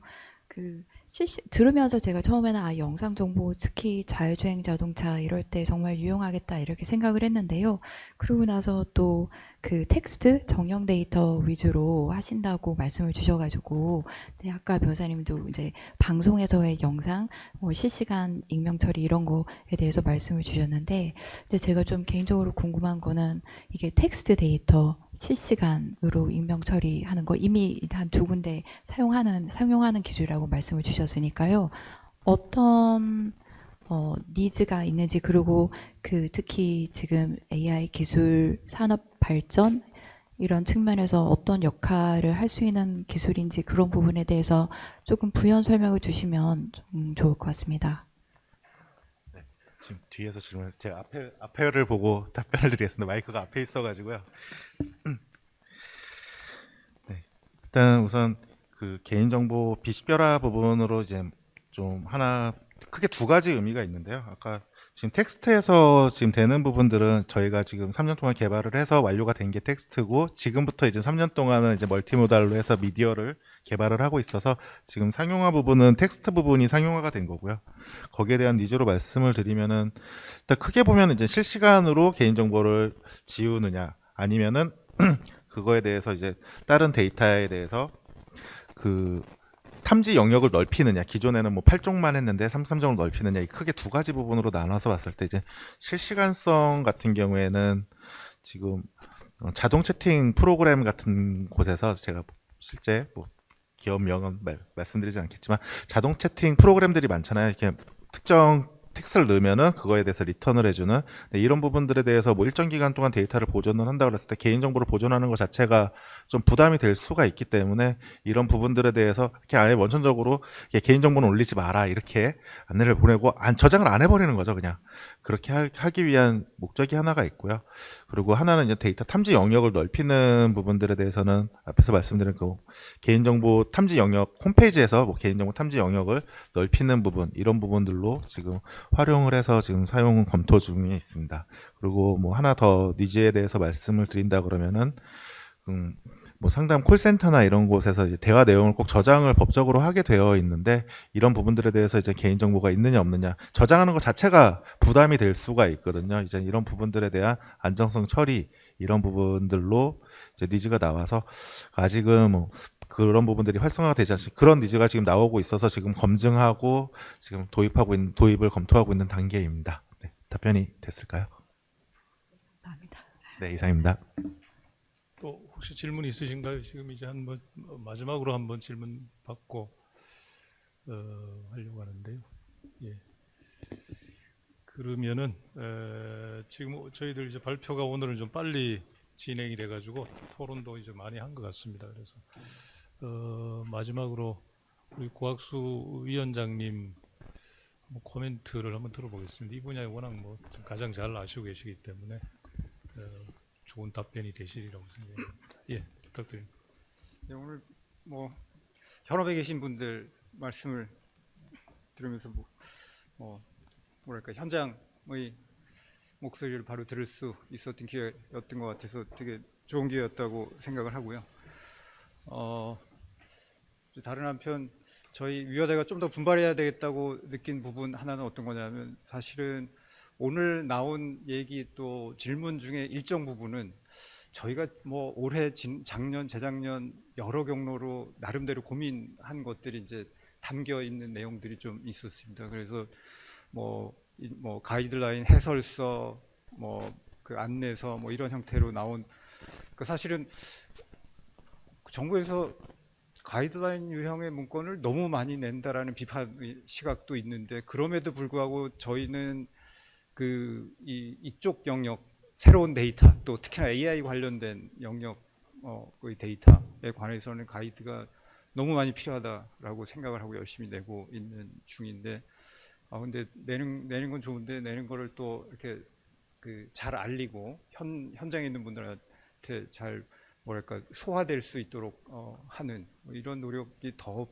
필요하겠다 이런 생각을 했고요. 아마 오늘 이제 뒤에 위원회 참석한 직원들 중에 좀 오늘 간부급들 이런 분들이 이제 거의 없습니다. 왜냐하면 이제 다른 자리에 오늘 이제 가게 돼가지고 그래서 좀 더 실무자 분들이 앉아 있는데 그 조금 더 그 간부님들이 왔으면 좀 더 나서서 그 적극적인 설명을 했을 법한 내용들이 좀 있는데 그 점에서 이제 설명이 위원회가 하고 있는 일에 대한 설명이 이제 약간은 부족했던 것 같은 점이 있는데 뭐 그런 맥락에서 몇 개 떠오른 거 말씀드리면 예컨대 그 뭐 공개된 데이터, 공공 데이터 그 저희가 하는 것 중에 한 가지만 예시를 이제 들면 그 합성 데이터 맥락에서 이제 실제로 정부 예산을 들여서 합성 데이터를 지난 몇 년 동안 꽤 구축을 한 게 있습니다. 근데 합성 데이터를 구축한 다음에 그 컨선이 뭐냐면 합성 데이터가 아까 이제 이준규 이사님 말씀하신 것 같이 가짜로 그렇게 막 만들었는데 얼굴 이미지가 세상에 있는 누군가랑 똑같아. 그래서 누가 시비를 걸면 어떡하지? 이런 컨선이 생긴 거예요. 그래서 예산 들여서 합성 데이터를 만들었는데 그거 공개했다가 나중에 누군가가 시비 걸면 어떡해? 라는 것 때문에 공개를 안 하고 있었어요. 그러다가 이제 저희 위원회가 작년에 합성 데이터 가이드라인을 내는 과정에서 그거 개인정보 맥락에서 이렇게 합성 데이터에 관해서 그 판단할 수 있는 그 지침을 저희가 이렇게 마련을 했습니다. 그러면 이 지침을 실제 예산 들여서 만든 합성 데이터 적용을 해서 판단을 하면 됩니다. 그래서 실제로 판단을 했어요. 그러고 다 공개했습니다.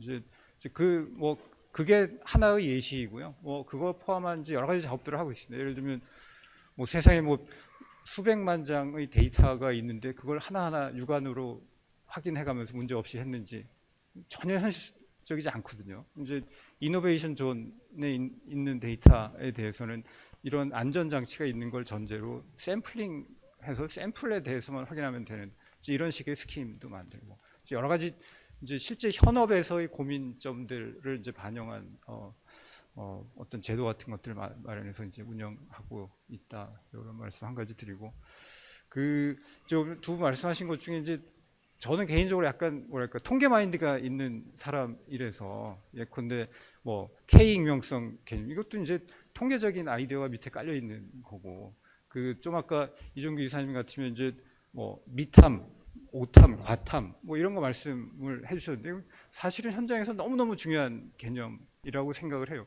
항상 이제 통계에서 이제 타입 1 에러, 타입 2 에러 이렇게 개념 구분을 하는데 뭔가 체크를 했어야 되는데 체크가 안 된 경우 아니면 체크하지 말았어야 되는데 체크가 된 경우 그게 다 오류인 거죠. 그 오류를 종합적으로 어떻게 줄일 거냐가 항상 고민인 거고 어떤 한 가지 오류를 0으로 만든다라는 건 있을 수가 없는 거예요. 그러니까 핸드폰 번호가 여러 가지 정규 표현식으로 돼 있는 것도 있지만 다른 형태로 변형될 수 있는 무궁무진한 이제 시나리오가 있는데 그걸 하나하나 모든 시나리오를 만들어서 디텍트하는데 이게 있을 수가 없는 거고 이제 그런 점에서 이제 예를 들면 규정을 잘 만들어주면 좋겠다라는 식의 이제 현장에서의 어떤 고민점들이 있긴 하지만 사실은 저는 위원회에 와서 거의 첫날 선언을 했습니다. 저희는 룰 방향으로는 가지 않습니다. 규정을 만들어서 제시하는 식으로 특히나 AI 맥락에서는 그거는 시대의 흐름에도 맞지도 않고 현장에서도 결국은 맞지 않는 옷이 될 수밖에 없다라고 하고 원칙 중심으로 간다라고 이제 선언을 했던 것이고요. 그 원칙 중심으로 간다라고 하는 거는 사실 저희가 느끼기에는 이제 동전의 뒷면은 리스크 기반으로 간다라고 하는 것이었고요. 리스크 기반으로 간다라고 하는 거의 이제 수학적인 코롤러리라고 이제 표현을 하는데 같이 따라오는 거는 저희는 리스크가 0인 세상을 원하지 않습니다. 98점 얼마, 99점 얼마 이러면 잔존 리스크가 당연히 있는 거죠. 근데 잔존 리스크 100%인 상황을 저희는 목적으로 하지 않아요. 있을 수가 너무나 비현실적인 거기 때문에. 그래서 합리적으로 최선을 다했는데 그럼에도 불구하고 리스크가 남아 있으면 그건 사실은 어쩔 수 없는 거고요. 그런 잔존 리스크를 0으로 만들어내지 못했다라고 그런 곳에다가 책임 추궁하는 거는 적어도 제가 위원장으로 있는 동안은 그렇게는 하지 않을 거라고 이제 선언을 이제 하는 거고요. 특히나 이제 AI나 빅데이터 대규모 데이터 처리하는 맥락에서는 100%를 추구하면 아무것도 하지 말라는 얘기랑 똑같기 때문에 이제 그런 다른 한편 이제 그 현장에 있는 분들한테 이제 일종의 부담이 될 수 있는 거는 저희가 판단은 그 주어진 상황에서 맥락, 환경을 고려해서 최선을 다하라고 하는 것이고 그게 이제 사실은 굉장한 부담이 될 수 있는 거죠. 그냥 예를 들면 K3이면 됩니다. 이러면 굉장히 미케니컬하게 단순 기계적으로 적용을 하면 되는 건데 상황에 따라 K3으로 충족이 될 수 있는 경우도 있고 뭐 그걸로 부족하고 다른 안전 조치가 필요한 경우도 있을 수 있고 이제 그거는 개별 상황에 관한 어떤 분석과 판단력이 이제 그 같이 수반이 되는 거고 이제 그런 판단력이 수반이 되지 않으면 우리가 뭐랄까 데이터 선진국, AI 선진국으로 저는 가지 못할 거라고 보고 이제 그냥 뭐 K3, K5 뭐 이런 것만 할 거면 그냥 대졸 1년차 직원이 모든 걸 다 할 수 있을 거예요 아마. 근데 이제 그런 상황이 아니라고 하는 이제 그러면서 이제 오히려 더 선진화의 길로 가는 것 아닌가 이제 이런 생각을 하고요. 이제 몇 가지 약간 뭐 위원회에서 조금 더 이렇게 해주셨으면 하고 궁금해하신 것들 중에 것들은 저희 위원회는 적어도 제가 느끼기는 뭐 대통령 선거나 이런 거랑 상관없이 그냥 똑같이 바쁩니다. 그래서 지금 아까 AI 프라이버시 팀장 얘기했는데 저 팀도 바쁘고요. 뭐 데이터 팀도 바쁘고 정책과도 바쁘고 신기술과도 바쁘고 하여튼 뭐 조사 쪽은 SKT 뭐 이런 것 사실 그냥 다 바쁩니다. 그래서 7월 달에 아마 그 데이터 정책에 관해서 이제 종합 대책 이렇게 마련해서 발표할 기획하고 있고 또 생성형 AI에 관한 안내서도 지금 초안 나와서 이제 외부 인터랙션에서 피드백 받고 있는 이제 이런 과정 하고 있고 또 송하수 대표님 말씀해 주셨는데 SKT가 사건 같은 거 재발 방지를 위한 뭐 대책 이것도 지금 준비하고 있고 그래서 저희는 앞으로 뭐 7월 8월 동안에 시리즈로 이제 이런 것들이 이제 나올 그런 상황이다라고 말씀을 드리고요. 제가 지난주에 G7에 다녀왔어요. G7에 이제 개인정보 감독 기구들 회의체가 있는데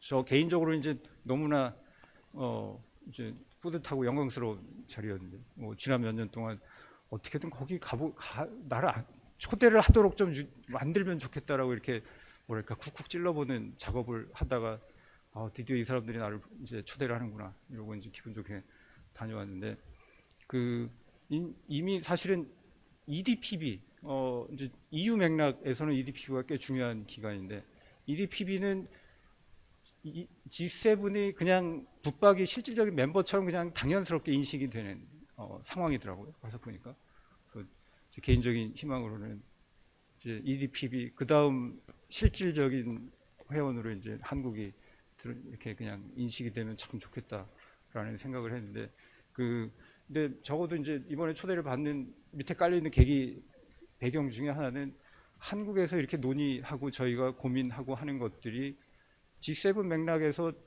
너무 그 맥락에서도 굉장히 선진적인 논의인 겁니다. 그래서 저희가 하고 있는 일, 또 이제 저희가 하고 있는 일 중에 좀 고민점이 많고 이런 것들은 사실은 이 미래 포럼 통해서 같이 논의하고 또 의견 듣고 하는 자리를 이제 계속 마련하고 하는데 그런 점에서 미래 포럼에 이제 같이 해주시는 여러분들 저희 위원회에서도 이제 굉장히 도움이 많이 되고 또 그런 긍지를 느끼실 수 있는 그런 장인 것 같다. 이제 그런 생각을 하고 왔습니다. 제 말이 길어졌는데요. 그렇게 마무리하겠습니다. 고맙습니다.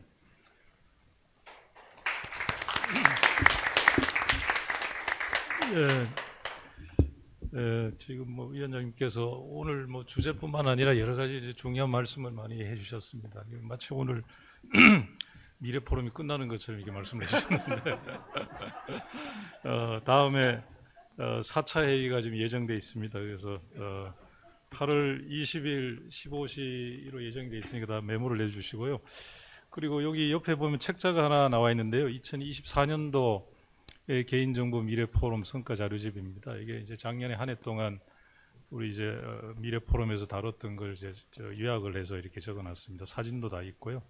또 위원장님 뭐 사진은 굉장히 멋있는 사진이 실려 있습니다. 뭐 내년에도 이제 이런 또 이제 성과 자료집이 나올 텐데 앞으로 뭐 몇 해 남지는 않았습니다만 또 여러 위원님들 적극적으로 참여해 주시고 또 우리 보위원회에서도 워낙 뭐 좋은 주제를 가지고 좋은 발표자를 모셔서 해서 늘 이제 배우는 자리인 것 같습니다. 오늘 또 많이 배웠습니다. 여러 위원님들 고생 많으셨고 이상으로 3차 미래 포럼을 마치도록 하겠습니다. 수고 많이 하셨습니다.